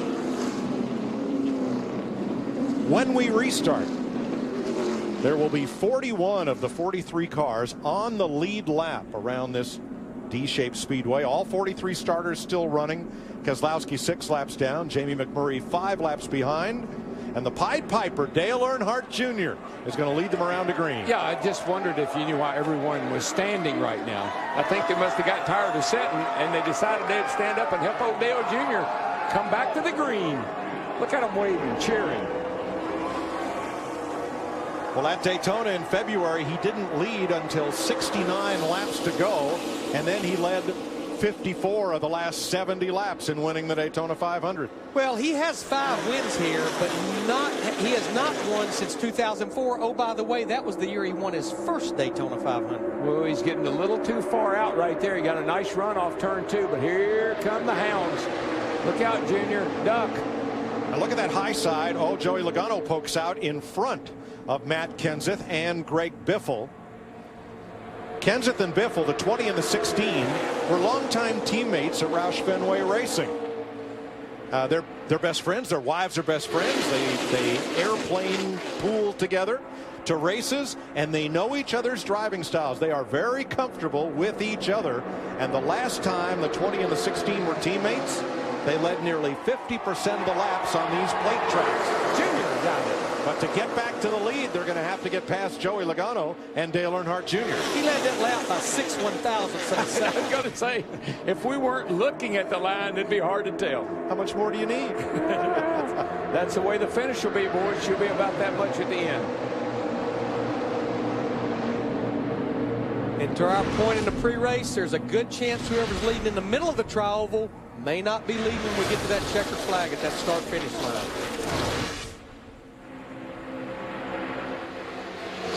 Okay, I've seen a lot of races here, but this is the most organized 3 groups or 3 lines of cars I think I've ever seen. Just kind of all come together. You know, everybody's got their line and they're sticking to it. Well, one line that has formed is that line on the outside. Trevor Bayne in that 21 car. He has Ricky Stenhouse Jr. in the 17 behind him. Ricky did finish 3rd here in the fall of last year. And behind him, the 33 of Brian Scott, the pole sitter for this race, and Daytona pole sitter Austin Dillon in the 3. Then Paul Menard right behind Dillon. They are teammates. Menard started outside pole. See, Trevor Bayne didn't want to leave Ricky Stenhouse in the 17 hanging out there, so he waited before he pulled down to come alongside of Dale Jr. here. But that 21 car, she's trucking along pretty good right now. Junior forges ahead on the inside once again. No, it's Bayne at the line. Bayne got him. Trevor Bayne led that lap. 75 to go. Yeah, this is Trevor Bayne's 50th career Sprint Cup Series start.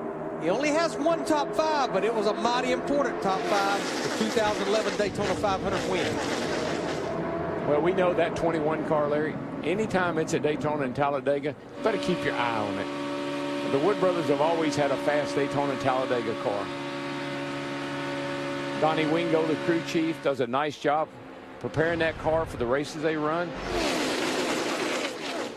Solid little race team right there. As Trevor Bayne from Knoxville, Tennessee, brings them around. How about a 200-mile-an-hour NASCAR on Fox? Crank it up.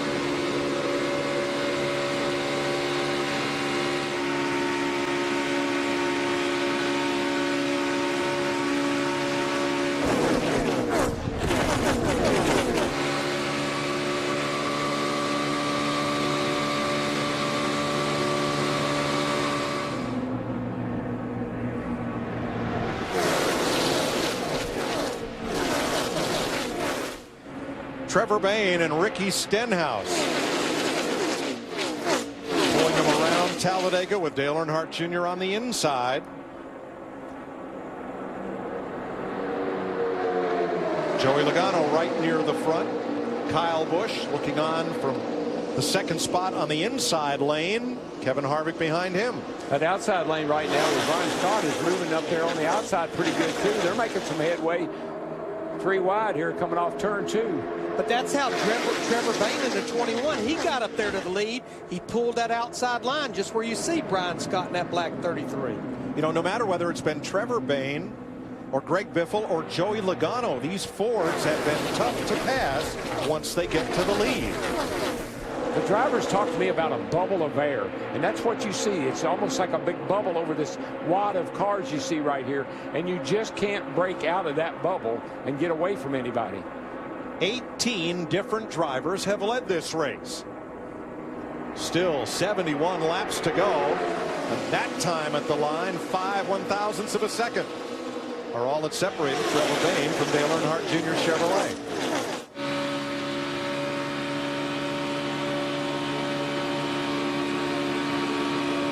And just think, we're just scooting along here at 200 miles an hour, 3 abreast here, Sunday inches drive apart. Piece of cake. 33 degrees of banking. Hanging out with some of your closest buddies. What a great shot. Amazing. The aerial showing them looping around this 2.66 mile super speedway. And this is what Bill France Sr. had in mind when he built this racetrack in 1969. Race cars running side by side at 200 miles an hour in a pack, just like this. Biffle peeks out to the outside, trying to get back to the lead, where Earnhardt and Bayne continue side by side on that front row. 70 laps to go. That's how close it is. And the Aaron's 499 on Fox. The Aaron's 499 on Fox is sponsored by Nationwide Insurance. Nationwide is on your side. By Lowe's. Lowe's never stop improving. And by Coca-Cola, the official soft drink of NASCAR. Coca-Cola. Open happiness. 66 laps to go. Dale Earnhardt Jr. leading. Here's your Ram race summary. 41 cars on the lead lap. All 43 still in the race. We've had 30 lead changes among 18 different drivers. Just 3 cautions. The first one when Brad Keselowski and Danica Patrick got together at lap 14. Then 2 debris cautions for only 11 laps. And Mike, we're averaging 168.9 miles an hour, and that's with 3 caution flags for 11 laps. And already 1 green flag pit stop. That's Kyle Busch ahead of the number 4 of Kevin Harvick. You know, I just really, Larry, and I know you have too, I've been so impressed with the job that A.J. Allmendinger has been doing in that 47 car. Got a great finish last week at Richmond, finished 4th. Running up front here again today, qualified well. That team has really turned a corner with that Childress Alliance. Well, I think doing that Richard Childress Racing Alliance and moving to the Earnhardt Childress Racing engines, that has made such a difference. But another driver that kind of fell back about mid-race is Danica Patrick in that green number 10 car. Led some laps early.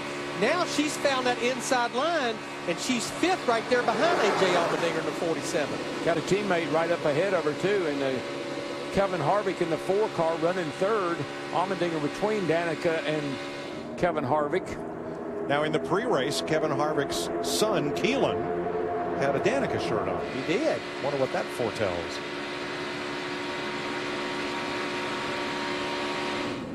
Now from Kyle Larson on back, he's the rookie in the number 42. It's kind of an interesting group. It includes Landon Castle back there in the 40, Cole Witt in the 26. Some of the names that you don't normally see up front. Reed Sorensen in the 36 is right there, part of that.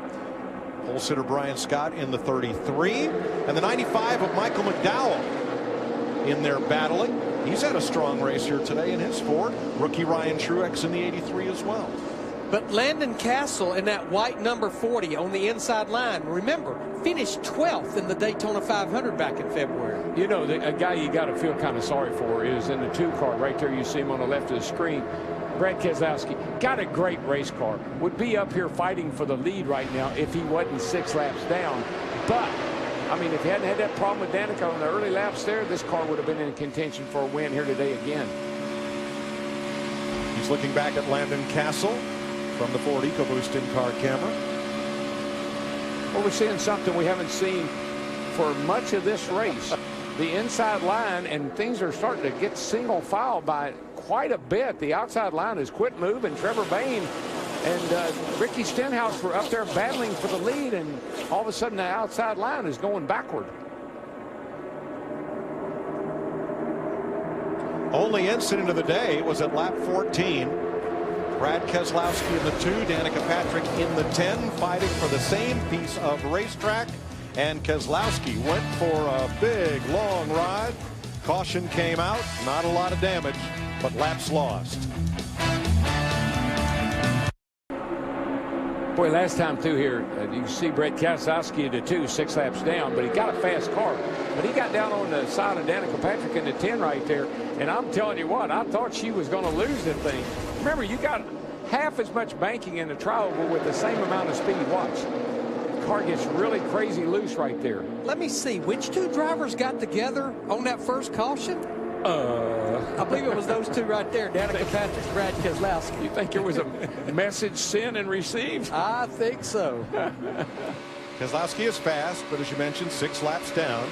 Jamie McMurray 5 laps back. The other 41 cars are all on the lead lap with a chance to win it with 57 to go.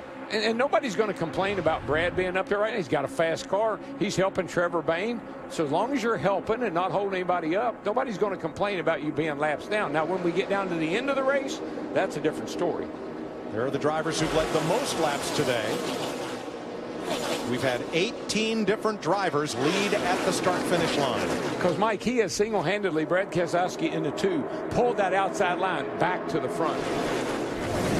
His car definitely likes to be out front. It can pull a line of drivers, no question. Got a lot of speed in that car.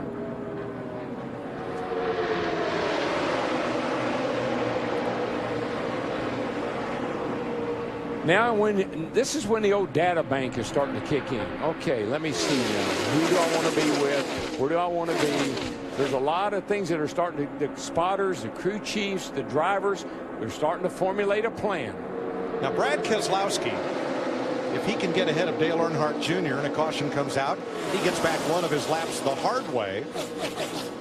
He could overhaul Jamie McMurray for that 42nd spot, and then who knows as this race goes along, because right now all 43 cars are still on track. The other thing that's percolating is the fact information from these drivers to their crew chief. We would see green flag pit stops again in about 14 or 15 laps, and that may be their last trip to pit road. Yeah, that's what I say, Larry. Everybody's got the old pencil out. They got the old calculator out. They're starting to figure out, okay, what do we want to do? We got to get ourselves in the right spot pretty quick. Dale Earnhardt Jr. coming around to lead his 20th lap of the Aaron's 499 at Talladega on Fox. Stand by.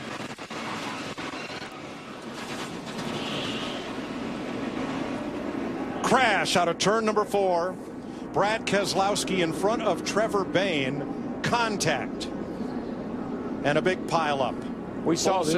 We saw this coming, Mike. We've been seeing this coming. They've been getting more and more aggressive, and this is the result. Got the 24 car. Trevor Bayne was trying to stay with Brad Keselowski. They made contact. A pileup and caution. Keselowski to the garage. Now watch the 2 and the 21 right there. Boy, it looked like the 2 just started to get loose. I'm not so sure that there was any contact. Almost looked like the 2 just started to get loose all on his own. It definitely did not look like there were any contact between Trevor Bayne and that 21. Boy, Brian Scott hit that inside wall pretty hard in the 33 car. Jeff Gordon, Michael Annett Let's watch involved. this, Larry. See what happens here. The 21 to 2. See him right here. See, Keselowski looks like he's getting loose, almost like something happened to his car, like maybe a flat tire or something. He definitely wiggled quite a bit before that car broke loose. Yeah. Look at the 20 of Matt Kenseth trying to stay out of it. Alex Bowman behind him. Not sure if Kenseth got a lot of damage there. Couldn't tell. Certainly the 24 car to his right up against the wall got a lot of damage. Yes.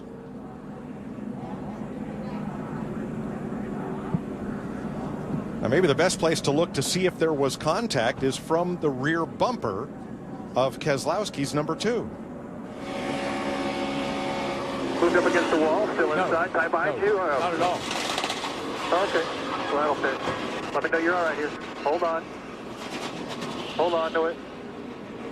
And let's ride with Dale Earnhardt Jr. You see the two start to wobble. They're reckoning to mirror the 2 car, of course. Caution's out, caution's out, caution's out. Pit road is open, Steve. Marcus Ambrose, just 2 tires, Mike. Crew chief Drew Blickensdorfer deciding to go with just 2, Krista. Ricky Stenhouse and team took 4 tires on the last stop. It's 4 again on this one. Greg Biffle, 2, Matt. Dale Earnhardt Jr.'s game plan here in the 88 pit to go 4 tires. That way, they can just do 2 on their next stop. Most of the teams just outside their fuel window.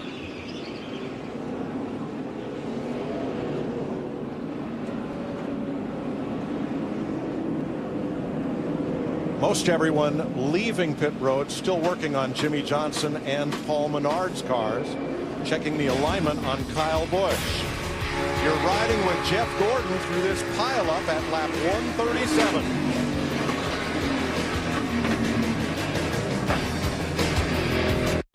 The Aaron's $4.99 on Fox is sponsored by Sprint. Get a Sprint family plan for as low as $25 per month each. Visit a Sprint store today. And by Subway. It's avocado season at Subway. Add it to any of your favorite subs or salads. Subway. Eat fresh. 48 laps to go. We're under caution. Here are the 12 cars involved in this pileup that we saw coming. Couldn't tell you who it was going to be, but things were getting awfully dicey. Up near the front of the pack, number 21, Trevor Bayne, was in 4th place in red and white, behind the white number 2 of Brad Keselowski. Now, this is the lap before the wreck. Greg Biffle comes up track a little bit, moves Keselowski up to the high side. He comes back down right, squeezing in front of Trevor Bayne. Little jostling there. Contact right there. Yep. Yep. And then next time around, what happens to Keselowski's number 2? The car just started to move to the right, and he tried to catch it, and it spun. Jeff Hammond is with Brad. Yeah, I'm down here with Brad Keselowski. Just got through watching the replay. What happened inside the car? I don't know. I just, obviously spun out in front of the field.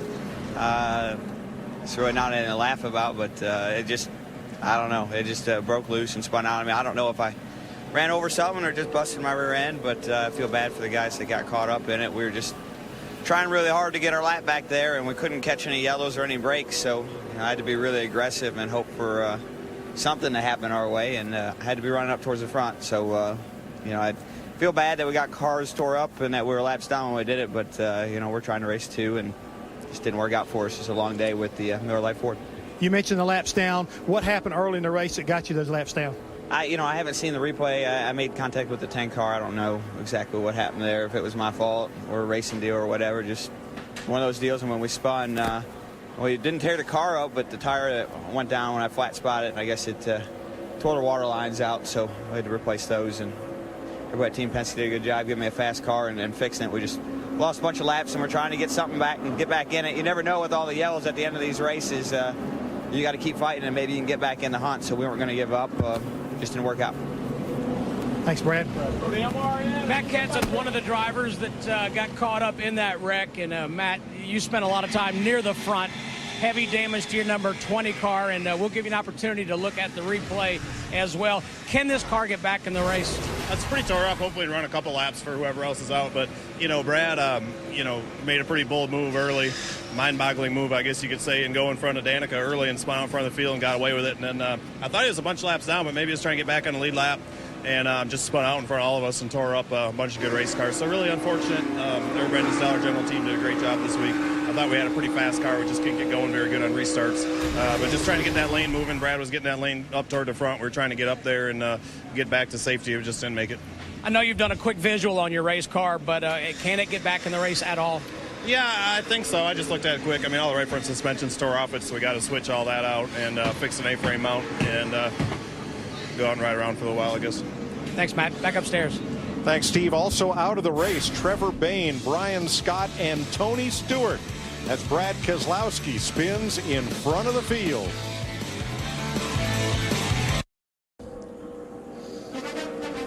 Finishing up the 4th caution of the day in the Aaron's 499, ready to go back to green with 45 laps to go. Jeff Gordon's damaged car comes off pit road, as do others. Greg Biffle will be on point for the restart with Marcus Ambrose. Remember, Ambrose last week got fined for fighting after the race at Richmond. He and Casey Mears got into it a bit after the checkered flag was out. We talked with NASCAR this morning, and they indicated as long as it was bumping and shoving, no problem.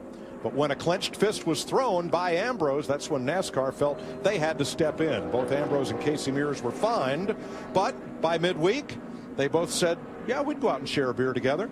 Ambrose said he'd buy. So you're looking back at the lead lap cars. There are now 36 of them, with Gordon and Jamie McMurray, who got the lucky dog, laps down. And we'll go back to green with 45 to go. Had about 16 or 17 drivers coming in top off at 1 to go. I think they know they can make it to the end should we not go to a green-white checker.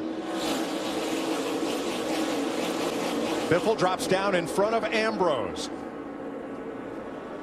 I like that pair on the outside there. Gosh almighty, somebody got into the back of Danica there going into turn 1. And 95 looked like he got her a little loose getting into 1, but recovered okay. I like that outside line with Reagan and Danica out there. They might be able to go somewhere. One of those websites that makes lists of beautiful people did one last week. The 101 most beautiful people who work in sports. Carissa Thompson from Fox Sports 1 was on that list. Casey Kane, you might expect, number 94. Who was the third person in NASCAR on the list? Number 10, David Reagan. How about that? He's signaling, and he's giving a little signal there to Casey Kane that's behind him. Come on, let's go. I think the interesting thing about David Reagan is it's a little early for him to be charging to the front. That's not always been his style. As we saw here last year, he and David Gilliland, they kind of came from nowhere to win the race. He got him a pretty fast car, wants to get up front and lead some laps, looks like. But when I look at some of the drivers that's assembled behind him, like Clint Boyer in that blue number 15, Clint's been one of the drivers that's hung out way at the back all day long. But I think now they know 44 to go. You better not be hanging out at the back too long. Yeah, Clint was back here with Michael. They've been riding at the back, and I think they felt like as long as there was 2 of them back here together, they could get back to the front anytime they wanted to. Larry, if this goes green the rest of the way, which I highly doubt, can they make it? Well, most of those drivers that did not come in and top off, I don't think they can. I think it's borderline for even the ones that did top off when we got the 1 to go. Biffle and Earnhardt up front, side by side for the lead. Now, it was Brian Scott who brought them to the green flag at the start of the day. Jeff Hammond's with him. Yeah, Brian Scott sat on the pole here today for the Talladega race. That Brad Keselowski said his car turned around and you wound up being one of the victims. What happened? I think that's exactly what happened. When they wreck in front of you and you're right in the middle, there's nowhere you can go, which is unfortunate. I felt like our Chevy SS was really good. We were just kind of trying to ride it out, get in position, to make one last pit stop, and then go here and race like they're all doing now. But unfortunately, you know, the short launch team, we're not going to be able to finish. And that's Talladega, I guess. Well, I know what else is Talladega. How about 3 wide by, looks like about 10 or 11 rows. But Dale Earnhardt Jr., he just used David Reagan up a second ago in that 34. David Reagan pushed Dale Earnhardt Jr. in the 88 to the front. Dale went straight to the bottom of the racetrack when he got there. Well, here come the beautiful people. Reagan in the middle. Casey Kane, the number 5 on the outside, is trying to become the 22nd different leader today. Still like that outside line. They made some progress here. That Casey Kane car, hadn't talked about him much today, but there he is on the outside with Danica behind him. They got close to the lead, fall back here, but that outside line had a little speed in it, looked like. Riding with Reagan. Kane alongside, 6th and 7th. Back to the stripe, Earnhardt, Biffle, Harvick, and the rookie, the number 42, Kyle Larson. And the other rookie right in the middle of this thing, too, is the 3 car of Austin Dillon. He's hooked on the back of David Reagan, and they look like they got a little speed coming up through the middle right there. Krista? Well, before that caution came out, Mike, Austin Dillon saying the handling was going away on his race car. He was loose when they came in for that 4-tire change. They made a slight adjustment. Then the issue at lap 140, he was 9 laps short on fuel. They came in at 142 to top off. They still told him to save. Boy, did you see that? The 40 car, Landon Castle, just drove right up in front of David Reagan and stopped his forward progress. I don't think he meant to. I think he just kind of slid up there accidentally. Castleback down to the bottom. He is 5th, and he gets squeezed out of the line by Brian Vickers in the 55. And then he squeezed Austin Dillon in the 3 all the way to the top line. That 40 car is all over the place. He's top, bottom, middle. Come on, son, tighten up.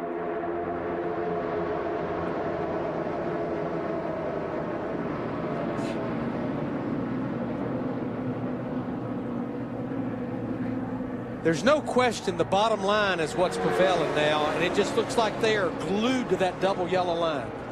It's your best friend. That yellow line's like a wall. Don't go in it. Don't get into it. Jeff Gordon came into this race as the point leader. He will leave from the garage. Jeff Hammond.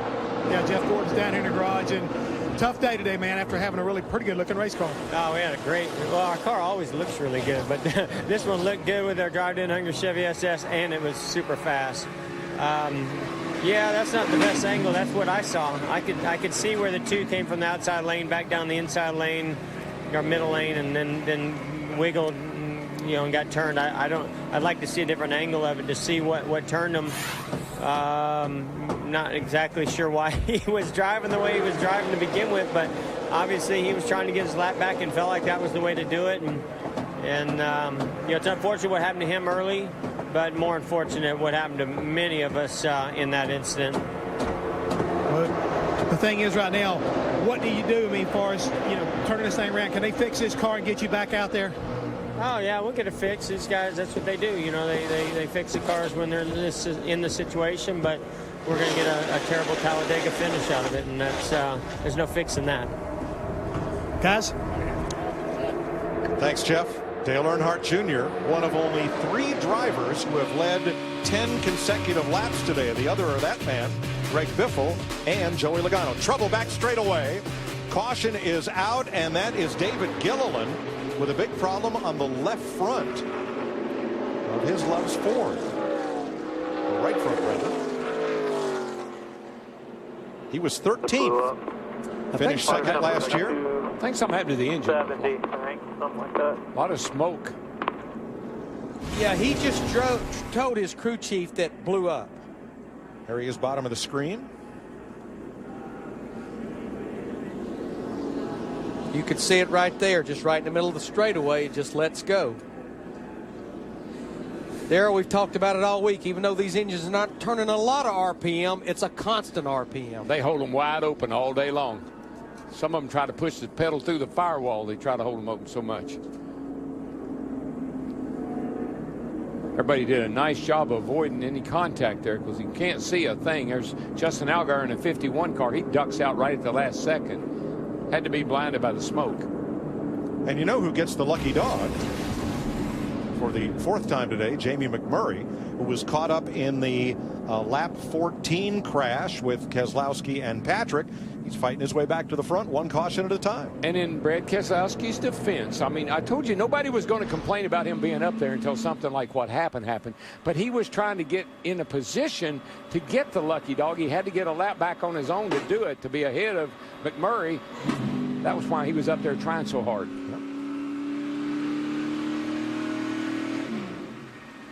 What are we doing here, Larry? Well, these are a lot of the drivers that are borderline on making it to the end, and they're saving fuel right now under this caution, just shutting the engine off. Well, pit road is open. That's right near the pit entrance is where David Gilliland has come to a halt after coasting around. They're going to need to give him a push to get into the garage area, and here comes the wrecker as the rest of the field comes by to come pit side if they wish. And Mike, I see a lot of tape on that car, and it wouldn't surprise me if he didn't maybe cook that engine because they put so much tape on it trying to hold the car together. Well, we got a few takers for pit road led by Dale Earnhardt Jr., Martin Truex Jr., Kyle Busch, A.J. Allmendinger, Jimmy Johnson, and more.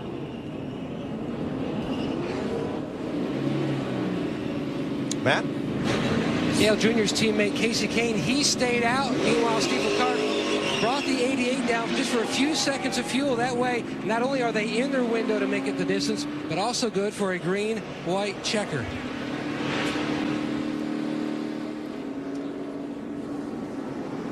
So they'll clean up from David Gilliland's engine before we can go back to green. 36 laps to go. at Talladega in the Aaron's 499 on Fox. Greg Biffle's Ford, your leader, Kevin Harvick Chevy. We are under caution. Biffle is chasing his first victory at Talladega as we welcome you to NASCAR on Fox Live, and inside 35 to go under caution. Biffle having his best Talladega race of his career. Quick recap if you tuned in a little bit late. Danica Patrick started 7th, taking the lead, her first lap led at this track. Brad Keselowski on lap 14 said he wasn't sure exactly what happened, if it was just one of those racing deals, but brushed up against her, making contact. That put Keselowski, a two-time winner, in a bit of a hole here. Meanwhile, Dale Earnhardt Jr. back and forth. He takes the lead from Trevor Bayne on lap 119 of 188.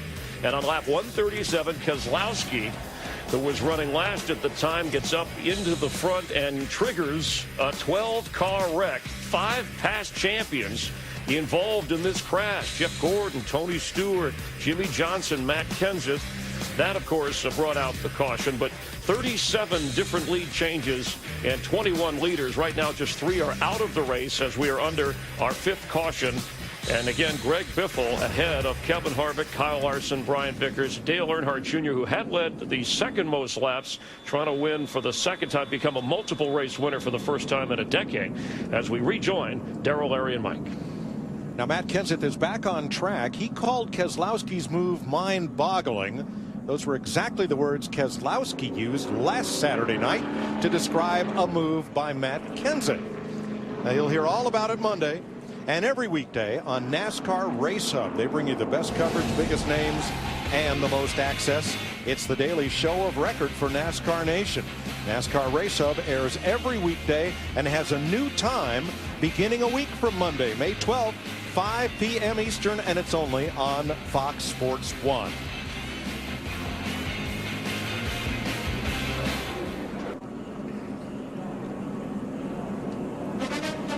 Ready for the restart at Talladega. The drivers from 4th on back say they can make it on fuel. But the first 3, Greg Biffle's Ford, Kevin Harvick's Chevrolet, and Kyle Larson's Chevrolet, are going to be borderline on fuel mileage. Yeah, I think of all those drivers that stayed out, I think from Kurt Busch on back, I think they're in good shape. But yeah, when you look at Biffle, Harvick, Vickers, and Larson, they're going to have to run somewhere between 48 and 50 laps, but these cautions definitely help. 35 cars on the lead lap. As we get ready for this restart, you're riding with Dale Earnhardt Jr. back in 14th. And green flag is in the air once again. 32 to go. And Mike, as these cars come out of the garage with damage on them and tape and parts taped to them, there's where you're going to get another caution. If these guys that are all in one piece don't create one, but the stuff flying off the cars have been repaired is not uncommon. Terry Labonte, that silver number 32 out there in the top 10. Yeah, how about that? But that's drivers that hung at the back the majority of the race. But I think now they know it's go time. Allmendinger to the outside, passes Labonte. Dinger in the 47 moves up to 13th. Now the cars from 13th on back, no question, they all stopped at lap 152. They have plenty of fuel, even for a few green-white checkers. And now, Mike, I mean, you've been out here for almost 3 hours. Now is when you're not fatigued, but you're mentally tired. And this is when you can make some driver errors. This is when drivers make mistakes. Let's recap the last pit stop for the top 5. Biffle, Harvick, and Kyle Larson stopped at 138, and that is right on the borderline. Steve. Hey, Mike, give this 55 team and Brian Vickers a lot of credit. They have fought back from a bad pit stop about the midway point of this race. They had an air hose get caught underneath the splitter and have fought their way back to the front. Yeah, Steve, he has a fast race car. He had a fast race car last week. They kept having pit stop issues. Good to see Brian Vickers running up front here today in the 55. Now, earlier, the 22 of Joey Logano led a lot of laps, was one of the fastest cars, but now Logano's fighting his way to the back. And not intentionally. He's looking for some help or a place to get in line, and he doesn't have either one right now. He's got Michael McDowell with him. That's a Penske-affiliated car, the 95. Yeah, Joey Logano as well as Brad Keselowski, they played a big role in Michael McDowell getting that good qualifying run in yesterday in knockout qualifying. Here we see there's that 55 car we're talking about of Brian Vickers. He's up here battling, trying to get that baby out front. The old Aaron's car. Denny Hamlin behind him on the outside. And he has some Toyota friends behind him. He has Denny Hamlin in the 11, the second car back, and then Vickers' teammate Clint Boyer in that 15, the third car back. And Larry, I think there's a lot of that is planned. I mean, you look at the Toyota guys, they're coming to the front now and they're working together. A lot of that's a plan. Riding with Vickers, looking back at Hamlin. Boyer behind him, all Toyotas. On point is Biffle. In that Ford, Vickers alongside, and here comes on the outside Josh Wise in that crowd-funded car from Phil Parsons Racing, trying to pull Joey Logano and Michael McDowell, all 3 in Fords, trying to get them back to the front. We have watched Josh McDowell this year in that 98 car, Mike, on many occasions run really well and run hard too. But if you're going to have a driver pushing you based on what we saw earlier, Joey Logano in that Ford, that number 22 car, is not a bad one to be pushing you. Vickers leads this lap with an assist from the 11 of Hamlin. Snuggled right up to his bumper. Oh, got a little tight right in there with the 18 car, Kyle Busch. You see him 3 wide back here. He forced his way into that middle right there. Almost made contact with the car on the outside of him. 4 wide. Plenty of room for that. But you better get in line before you get to that corner. And Vickers, he's going back and forth. And as we've seen the leader of the race have to do a lot today. From Vickers, the leader, back to Greg Biffle. Biffle's led the most laps today. Can he lead the last one and score his first win of the year and try to put himself into the chase for the Sprint Cup? It's good to see Biffle run good today. He has been driving his heart out everywhere we go with very little to show for it. We're starting to see drivers give a little push to other drivers. I just saw Kevin Harvick in the Ford do it with Biffle, and then I actually saw a couple of others behind them giving them a little shot just to kind of shoot them forward. And guess what? The guy they're doing that to, he's telling, come on, it's go time, man. We got to get going. Dale Earnhardt Jr. has dropped almost off pace. You know why, Mike? Listen, he's out of the throttle. He's not even trying to get up there right now. He thinks, I believe Dale Jr. looks up here and says, I don't like what I see. I'm going to give myself a little escape room here. Back there with Ryan Newman, Terry Labonte, and Michael Waltrip, trailing the field by about 15 car lengths. But Darrell, when I see this bunch up here 3 wide, that many deep, how many times over the last few years have we seen drivers wait too late to go and there was nowhere to go? You couldn't go anywhere. Yeah, I agree with that, Larry. I mean, it's pretty congested right now, but it's also looking a little crazy to me. So I think that's what Junior is seeing. He and my brother back there, I mean, they're pretty cagey. How about the rookie on the outside? How about that? That's what they see. Fighting his way to the front in that red car. Justin Allgaier to the outside, even with Boyer now. Trying to move up against Hamlin, and he's got help from behind. Josh Wise in the 98, Joey Logano the 22. We always preach the double yellow line is out of bounds. Now, just saw Carl Edwards in the 99 on the backstretch. He got below that double yellow line, but he drifted backwards. If you don't gain a position, it's not really out of bounds. Little 51 car up on the outside there, Larry, is Justin Allgaier. He's making a little run here. He's making some noise. That red car on the outside. Another driver up from the Nationwide Series, moving into Cup for Nate Scott Racing. Did you see what the 11 car of Denny Hamlin just did? He went down and got a little side draft off that 55, almost shot him into the lead. Tony Stewart told us it's almost like there's a spring there, and if you go down there, it'll just shoot you back to the right, but yet it'll shoot you ahead. But it also stalls that driver out that you're doing the side draft. Exactly. Watching the race at the front and the race to the back, Austin Dillon has dropped back. Michael Annett, Danica Patrick trying to get back away from what might happen in this pack as we come down to 24 laps to go. This is it. This is when this is so intense at Talladega. You're sitting back there. You see all these cars bouncing off each other. Are they going to make it? That's what you're not sure of. Are they going to wreck or are they going to make it? That's the indecision. That's the indecisiveness that this place creates. Here comes Allgaier. He wants to lead a lap in this race. Yeah, Darrell had just spoke about him. Again, we've got this line there in the top, and I think they've got a good enough group of drivers with their cars that are able to shoot this group here toward the front. Well, remember, that's a great race. That's a Hendrick-affiliated car. Steve Addington, the crew chief, and that kid can drive. So that's a good car with a good driver and a smart crew chief. Didn't lead that lap. He was 6/1000ths of a second short. Well, if he can get to the front and Josh Wise can get around him, Reddit.com will blow up. You're not going to miss a moment of the action as we go side by side with 23 laps to go at Talladega on Fox.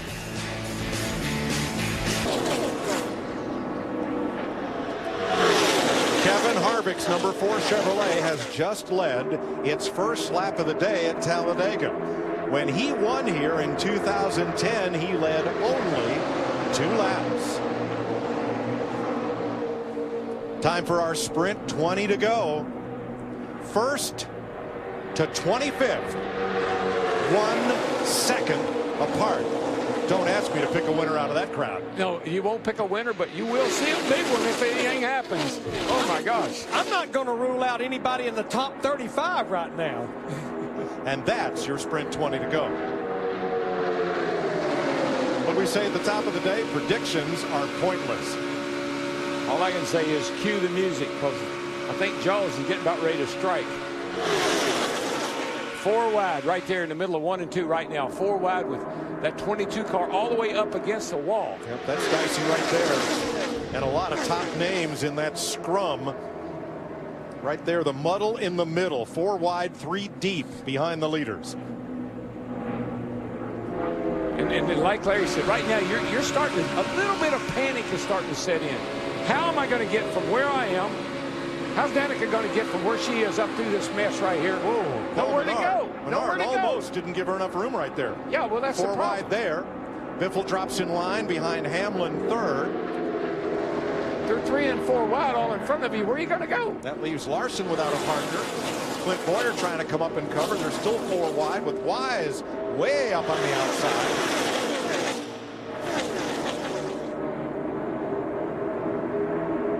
All the way back to last year's winner, David Reagan in 22nd, first to 22nd, all covered by 1 second.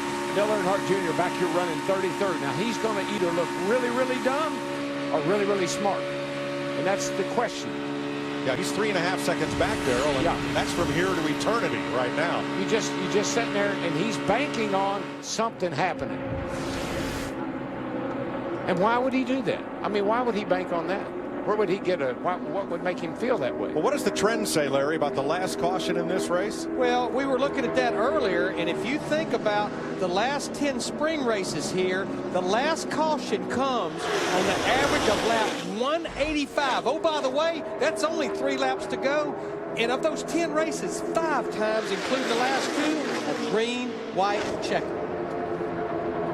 So, like I said, why would Dale Jr. be playing the odds? Because they're pretty darn good. That's why. He's been studying the trends. That's right. And because he has a win.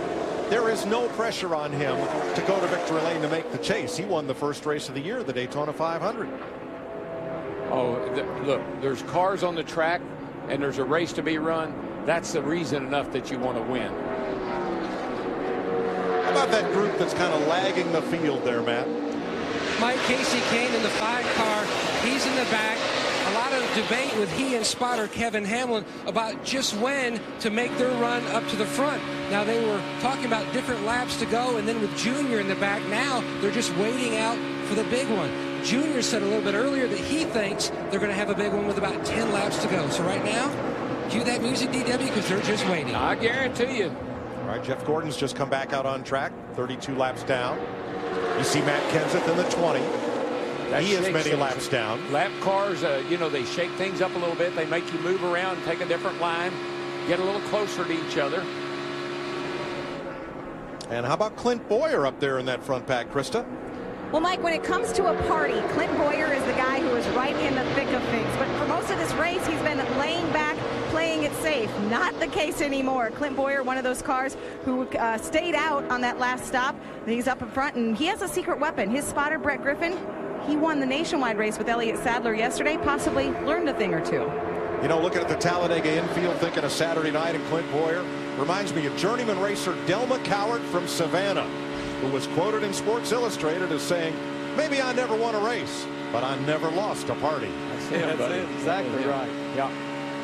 Well, Dale Jr. thinks 10 laps to go, there's going to be something to happen. And I can tell you what will happen. At 10 laps to go, if something doesn't happen, watch that 88 car.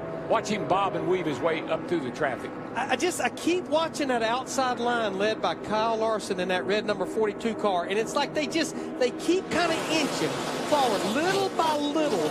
Got a pretty good group of cars behind him. This is David Reagan in the far outside line, also trying to make something happen, Darrell. Yeah, things have settled down a little bit. That 3 and 4 wide, we were sitting there for a little while. It's like everybody's taking a deep breath and getting ready to make a charge.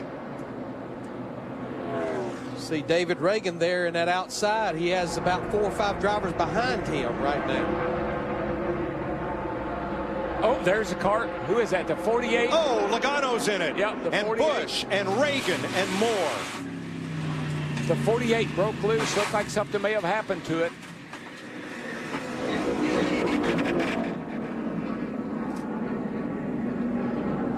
And here come the drivers who were trailing the field, tiptoeing their way through. Jimmy Johnson, Kurt Busch, David Reagan, Joey Logano are among those caught up in this crash at lap 174 with 14 to go. Cue the music. Oh, Michael McDowell had a great race going. His car is all torn up. See if we can figure out what. I thought I saw the 48 car possibly. Let's watch him. Here. Let's see what happens. The car's got damage. We know that. It's got the whole back of the car taped up. Yeah, you see right there? It just starts going around all by itself. And that was all but in the same area that Brad Keselowski in the 2 car broke loose earlier. Very, very similar look. You got a little bit of Ricky Stenhouse's 17, and then the 22 of Logano, the 41 of Busch, the 34 of Reagan, and the 95 of McDowell all pile up. So a 6-car jam session at lap 174. Look at Ryan Newman in at 31. He came to a complete stop. You can see he stopped so fast the car almost spun out with him. And the 7 of Michael Annett just squeaked through here. You see the 48 back here, and he has a lot of rear damage. And Larry and I were talking about the back of the car maybe down a little bit, which would take that spoiler out of the air, make it fast, but make it hard to drive. Austin Dillon, nice job of getting through there as well. Kurt Busch. You'll see Newman and Annett and Danica Patrick and all those drivers that were hanging out back just kind of scooped through there.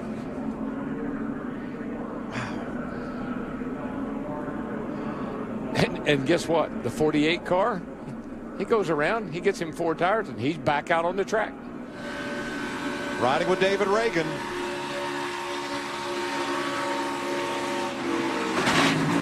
Get up. We're in it. We're in it. Hold what you got right there, buddy. Hold what you got.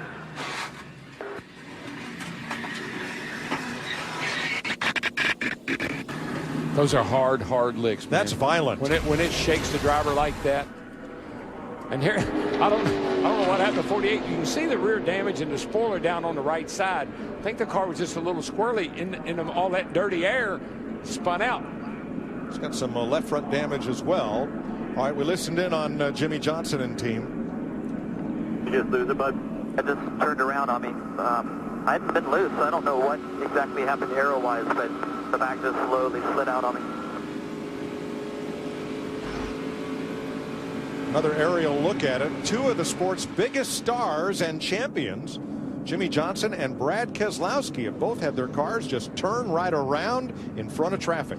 Yeah, the results were the same. A lot of torn up race cars in both wrecks. Yeah, but Jimmy Johnson wasn't 6 laps down. I mean, he was racing for position, but I think that back being knocked down made that car a little loose. 12 laps to go at Talladega.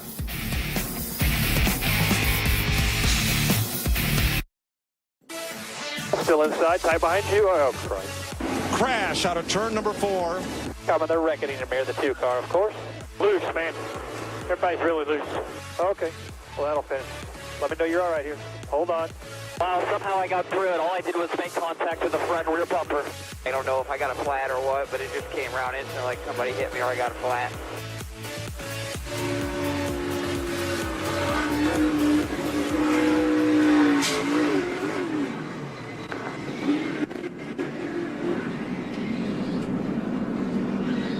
Seven cars involved in this 6th caution flag of the day. Add Reed Sorensen to the wreck list for this one that came with 14 laps to go.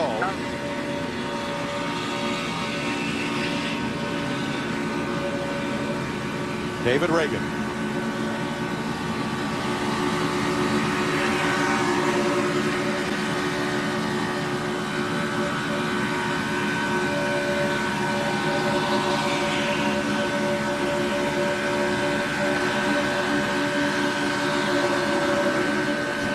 Alongside Justin Allgaier, and about to drive into trouble.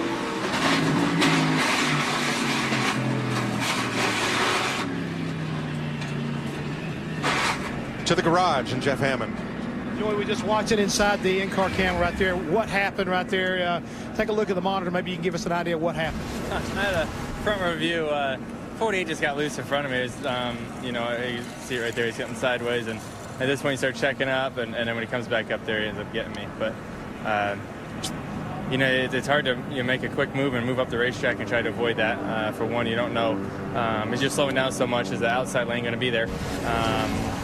And for two, if you slow down too much, you're just going to get hit from behind. So it's one of those Talladega things. And, you know, cars started handling pretty free when we do fuel only, and it changed the balance of our cars quite a bit, and the cars started to become quite a handful, and you see quite a few cars, around me at least, that I was seeing cars get loose, and it's just unfortunate. We had a good show at Pennsylvania before. We led a lot of laps early in the race. Our car was fast, just we lost our track position with 50 to go, and that's what we get. You know, as you get towards the end of these things and you're not towards the top 10, you're going to crash. Thanks, Jeff. Carl Edwards among those coming to pit road for tires and to make sure they're topped off with Sunoco race fuel to go the distance here. 10 laps to go. If we have overdrive or overtime and green-white checker, that would extend the race distance.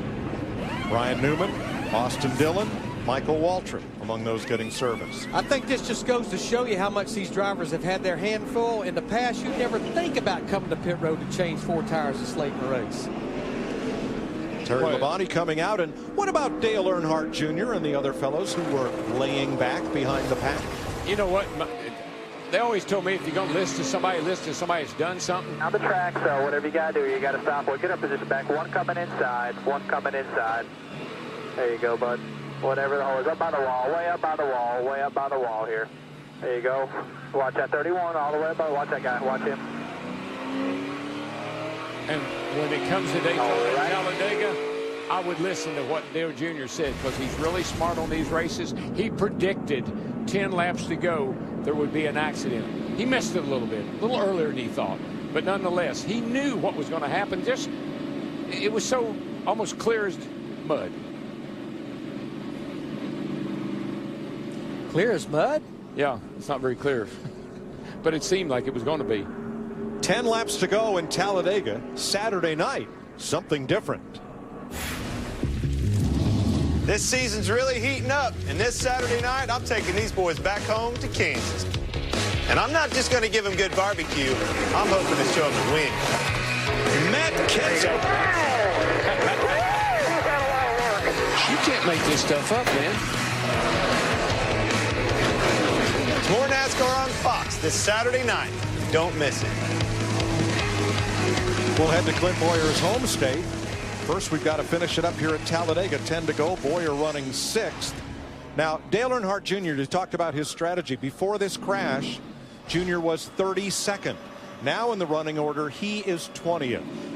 Now, Larry, we've got caution laps, and that may help leaders Kevin Harvick, Greg Biffle, and Kyle Larson who have the least fuel of anybody on the racetrack. But I think for the scheduled distance, 188 laps with the number of cautions we've had, I think they're going to be in great shape. But the interesting thing, Mike, when I look at our top 20 drivers right now, only 3 have been to victory lane so far this year. And that's Kevin Harvick, Kyle Busch, and Dale Earnhardt Jr. in 88. But how about half of those 20 looking for their first career win in Sprint Cup?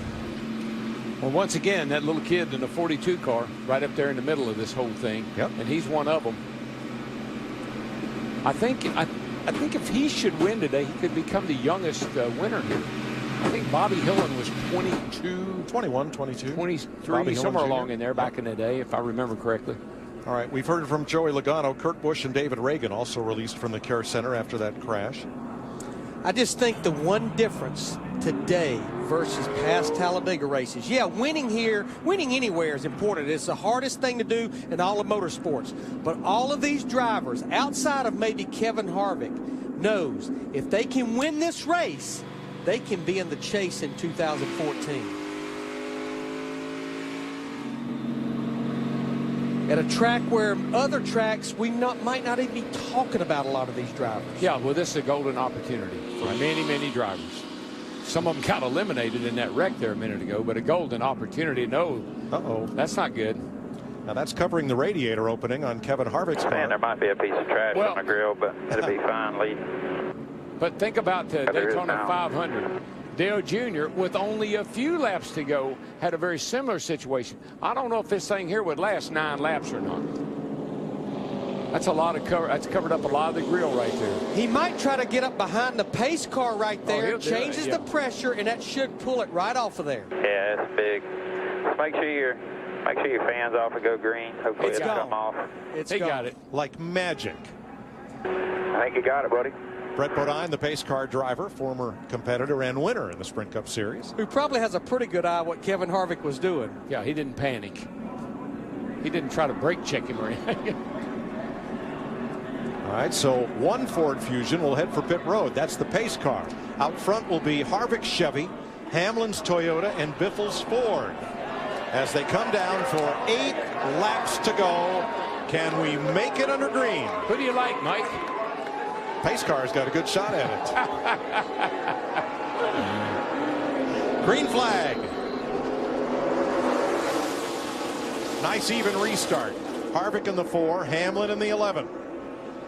A lot of Toyotas at the front right now, Larry. I see 1, 2, 3, maybe 4.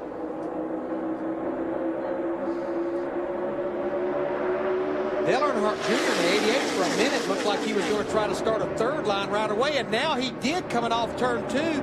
Got several drivers lined up behind him. Yeah, at this point, Larry, no matter what happens, you can't do anything about it now. You've got to stand on the gas, and you've got to go for it. No more laying back. 3 lanes. Harvick leading the inside, Hamlin leading the middle, and Josh Wise on the outside. What you're hoping for now, if you're Dale Jr. back in there, is there's a place for you to go. Get ahead of steam, find a lane, and try to get through it. Now Allmendinger topside in the 47 with Landon Castle's number 40. Oh, they're going to be 5 wide, but they come to the flag. It's okay. You still got plenty of time. No need to panic just yet. I'll give you the clue when it's time to panic. Yeah, Dale Earnhardt Jr. in the 88, I don't think he was comfortable what was going on there, and he dropped way back. Boy, he did. I mean, he's not even, you know, once again, he's got to think that something else is going to happen here. He's pretty intuitive about all that stuff. With where he's at now, that's the only way it's going to work out for him. You know what I think, Larry? I think he tried to make a run up through there. He's seen he wasn't going to go anywhere, so he said, okay, I'll just fall back now, and let's see if something else is going to happen. Look Here at comes Harvick Castle. around the outside of Hamlin for the lead. Castle in the 3rd lane. Oh, no. Goodness gracious. There you go. 4 wide. Oh, trouble. A car spins into the wall. Turn 1. Carl Edwards off Ryan Newman. Caution. Yeah. 2 or 3 cars are down on the apron down there sliding around. And Ryan Newman and Carl Edwards, 2 drivers that actually hung out at the back a good portion of this race. Cole Witt was involved in that. There's his number 26. 7th caution of the day, lap 183. Ryan Newman drives away in his Chevy. Now that was well back of the leaders, but it was in that area in the middle where drivers were jostling and jockeying for lane position. Something happened to the 99. Let's see what it was. Drivers are all complaining about the cars not driving real good now. There's Edwards on the outside.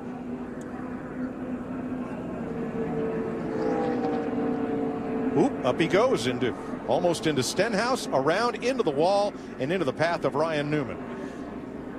We may have seen, we'll have to get another look at it, that something was wrong with Carl's car and he was trying to signal people behind him. He's got the look of a tire down. Cole Witt goes to the apron and gets damage. And let's slow this down a bit and watch for a hand out the window of the number 99 of Edwards. Right up here. Top right. See Yes. there you go. You can see his car really wiggling. See the car start to wiggle, wobble around. He's trying to tell people, I got a problem, I got a tire down, but there's nothing he can do about it. Almost collected his teammate Ricky Stenhouse Jr. in that 17. Goodness gracious. All right, we'll ride with Jimmy Johnson. Oh my gosh. Clear. That clear. was so clear. close. Clear. But he went right up into the path of Ryan Newman, who couldn't turn down and avoid the 99. Say about process of elimination. Dale Good. Jr. Nice spinning. I've got a flat there. You keep coming low. Keep coming lower until I go down. No pressure in your mirror. All right, going to come inside here. Inside. You're clear. Come on. Dale Jr. by process of elimination is going to be up there where he wants to be here very shortly.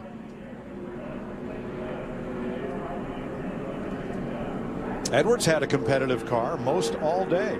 Yeah, I talked to him last night. He was so happy with that 99 car. The only Ford driver to qualify in the top 12. Ryan Newman has made a pit stop. Surprising with the speed with which he hit Edwards. There wasn't more damage on his car. I know. I guess it's because Edwards was moving. They were kind of going together. It didn't hurt that 31 car all that much. Hey, guess who's only one lap down now? Hey, another lucky dog. Jamie McMurray's going to have like a whole house full of puppies. He was 5 laps down, or 6, I think, at one time. 6 or 7 at least. Yep. That's right. Got him a whole litter. Our producer Barry Landis calls it a litter of lucky dogs today.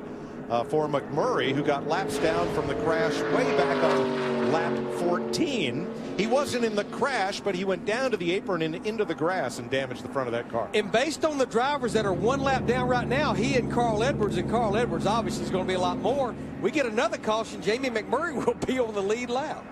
Yeah, he may finish in the top 30. And the McMurray saying, no, I don't want to be on the lead lap. I like it back here. Remember when Bill Elliott won here from 3 laps down? I do made remember. a couple of them up under green. No, he made them all up under green. That was when he qualified at 2:12. That car was insanely fast, and he made all those laps up under the green.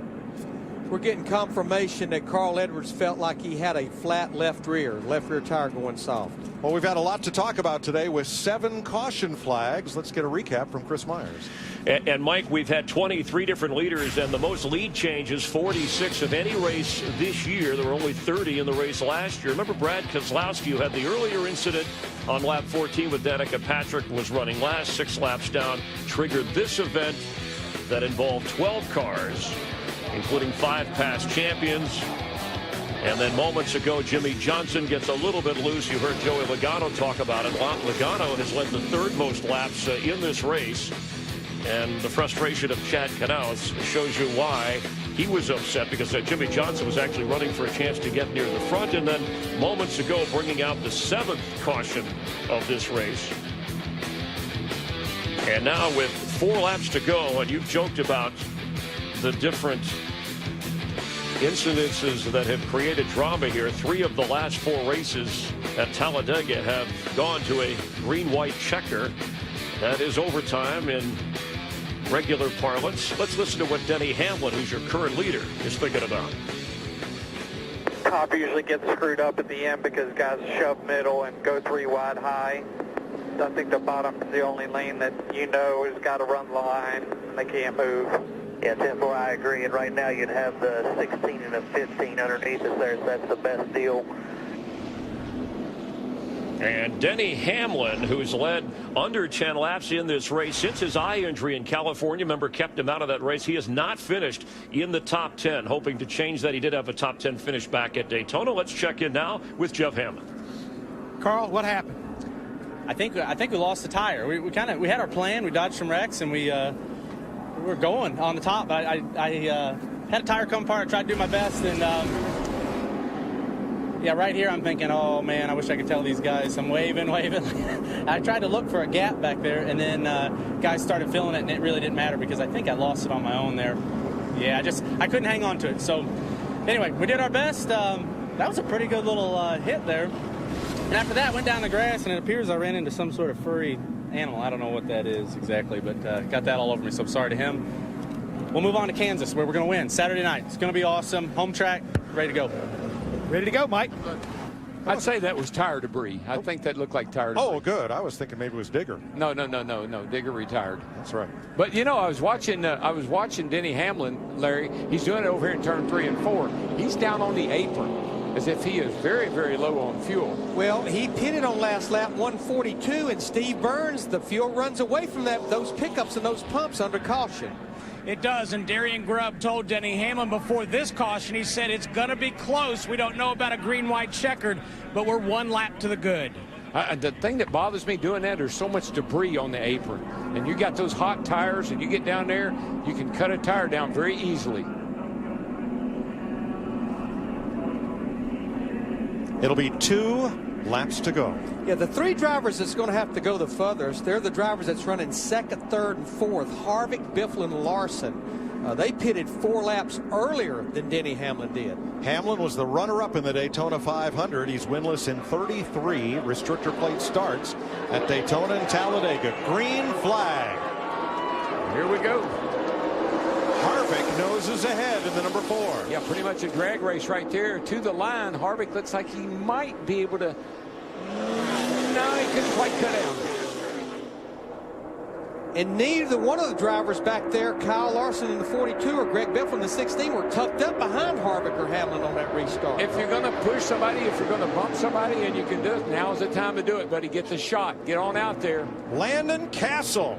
That little white car could be the dark horse here. And he has friends, even though he's sideways right now. Kyle Busch now the 18 car. Yeah, that 40 car is stopping the 18 car there at Kyle Busch's progress. It caused him to bottle up, had to get out of the gas, almost wrecked him. If the leader gets the white flag, the next flag ends the race. Josh Wise takes them 4 wide to the outside. Here they come. Whoa, trouble. Justin Allgaier. And there is debris on the racetrack, plastic from Allgaier's car. No caution, white flag in the air, they're racing back. Daryl, there's a half of a bumper laying right in the middle of the front straightaway right before the start-finish line. Don't see a caution flag yet. I don't see anything happening. It's all green. It's just a piece of plastic. Here we go. Caution wave. Caution's out. Caution's out. Stay in front here. Stay in front. Caution is out. There's debris here on the front. At the moment of caution, where every driver was at, that's pretty much where they finished. And Denny Hamlin has to come around to the flag, and it will be the checker, because once the leader takes the white flag, the next flag freezes the field. The race is over, and Denny Hamlin goes to victory lane at Talladega, his first restrictor plate win. I normally am not for a caution. Awesome job, everybody. Pit crew, you want to put us in a position there today. Yeah, on the last lap, but they had to. I just wouldn't. It would have been all right. I think it would have been okay if it wasn't for this big chunk of the nose laying down here in the middle of the racetrack. That could have been ugly.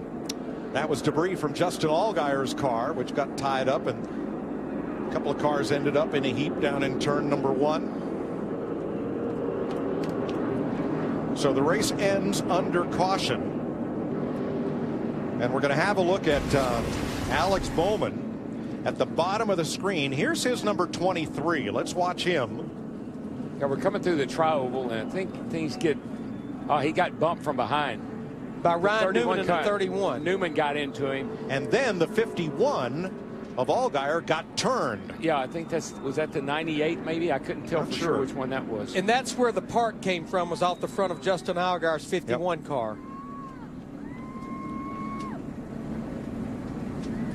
Jimmy Johnson in the 48 gets hit again. I think it was Cole Witt that turned Allgaier around. It was Cole Witt in the 26. Yeah, it was the 26 car. You're right. Black and red car. A lot of damage there to Allgaier's car. Denny Hamlin gets his 24th win in this, his 300th career Sprint Cup start. Last victory was at Homestead, the final race of 2013. This is his 17th start at Talladega.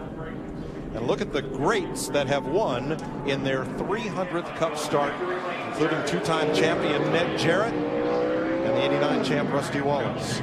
I think this win is big for a lot of reasons. To get that first win, to think you can punch your ticket to the chase. But remember, the ISU at Auto Club Speedway couldn't even race there, and the 4 races since, not even close to a top 10 finish. He didn't drive here last year. Remember, he had a relief driver. He started the race, and Brian Vickers got in the car. So Greg Biffle, after leading the most laps, finishes second. Clint Boyer third, Brian Vickers. So Toyota takes 3 of the top 4 spots. And A.J. Allmendinger, Darrell's dark horse, good man, makes it into the top 5. But even better still, look at Landon Castle in the 40 car. I mean, he was up there fighting for that lead, and he finishes in the A spot. Now, we need to stress these results are unofficial because NASCAR will go back and look at video. It's not scoring loops on the last lap. It's where every driver was at the exact time of caution. So let's show you where the leaders were when the caution came out. They mulled it over. They saw the debris on the front straightaway. Yeah. Had to analyze, would it be safe to continue the race all the way to the finish line with that big piece there? And the caution's already out here when they've decided it is not. The caution flag waved. The lights went on. The race was over. No question on the top 4. It's the rest of that wad they're going to have to sort through. Denny Hamlin wins at Talladega.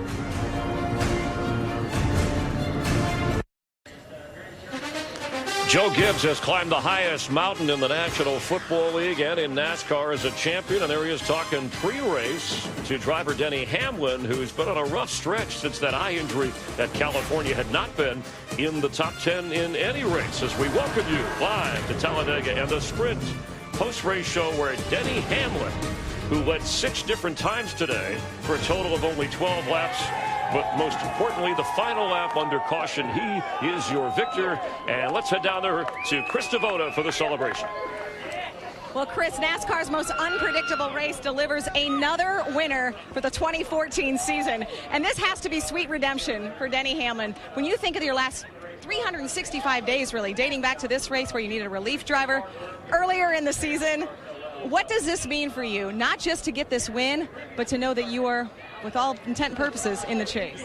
Well, we really just want to win races. Regardless of what implications this means for the chase, it feels good to be back in victory lane in a points-paying event anyway. But couldn't do it without this FedEx team. My pit crew's done an awesome job. They picked me up no less than 10 spots every single week, and they did it again today. And it just strategically kind of saw the things were getting a little heavy there middle part of the race, and those guys got in a wreck. We were able to avoid that and just play our cards right. Darian made the right strategy, and proud of this whole FedEx team. Can't thank FedEx enough.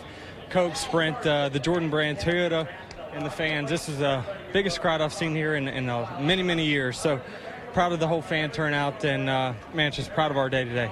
Denny, you were so good in Daytona. Here in Victory Lane in Talladega. Is this 11 team and you as a driver, now a restrictor plate driver? No, I'm still a short track guy. It's, those are my roots. That's where I love racing the most. But we've come a long way, and I said that over the radio to Darian that, we couldn't finish 22nd in super speedway races for the longest time, and now it seems like when we go, we know we got the knowledge and car that can win. So it feels good to come to these type of racetracks and know you can win. The motto used to be all we do is win. Is that what we're sticking with? Absolutely, at least for today. Denny Hamlin, a winner in 2014 here at Talladega. Steve Burns? Well, Greg Biffle finishes second. Did you have a game plan for the end, Greg? You know what? I didn't have any teammates up there. I don't know if I really had a game plan or not, but I did in my head, I guess. And I was going to try him coming, through the trial. I was backing up from him right when the caution came out. And I had a chance at him getting into one there. Clint gave me a huge push. And I saw the smoke in the mirror, and I thought, should I go now? Because I'm thinking the caution's going to come out. And it was silence on the radio, so I thought, well, maybe the track's okay. We're going to race back. And so I was backing up on the backstretch to get a run at him, and then the caution came out. And I was like, dang it. I mean, I could have been beside him for sure and taken that chance, but I just didn't know the track. There was a big bumper laying there, and we were going to race back. Greg, I know you wanted to race for the win, but by the same token, this was an important finish for you guys. It really was, in our Speedway program, and Doug Yates and everybody on this Window Films Ford Fusion. It kept me a little cooler inside there today. They did a great job getting this car ready, and this is our Daytona 500 car. We had a really, really fast car, and ran in the back for just a little bit, and then wanted to get up front and play with the guys. And I was able to get up there and made passes by myself, which was pretty impressive, and I was pretty happy with the speed of the car. See you at Kansas. Thanks. Thank you, Steve and Greg. Best finish of the season for Greg Biffle, who led the most laps at 58, but it's all about Denny Hamlin celebrating in the 11th FedEx car. We'll have more live from Talladega on the Sprint post-race show in just a moment. Grab that Gatorade.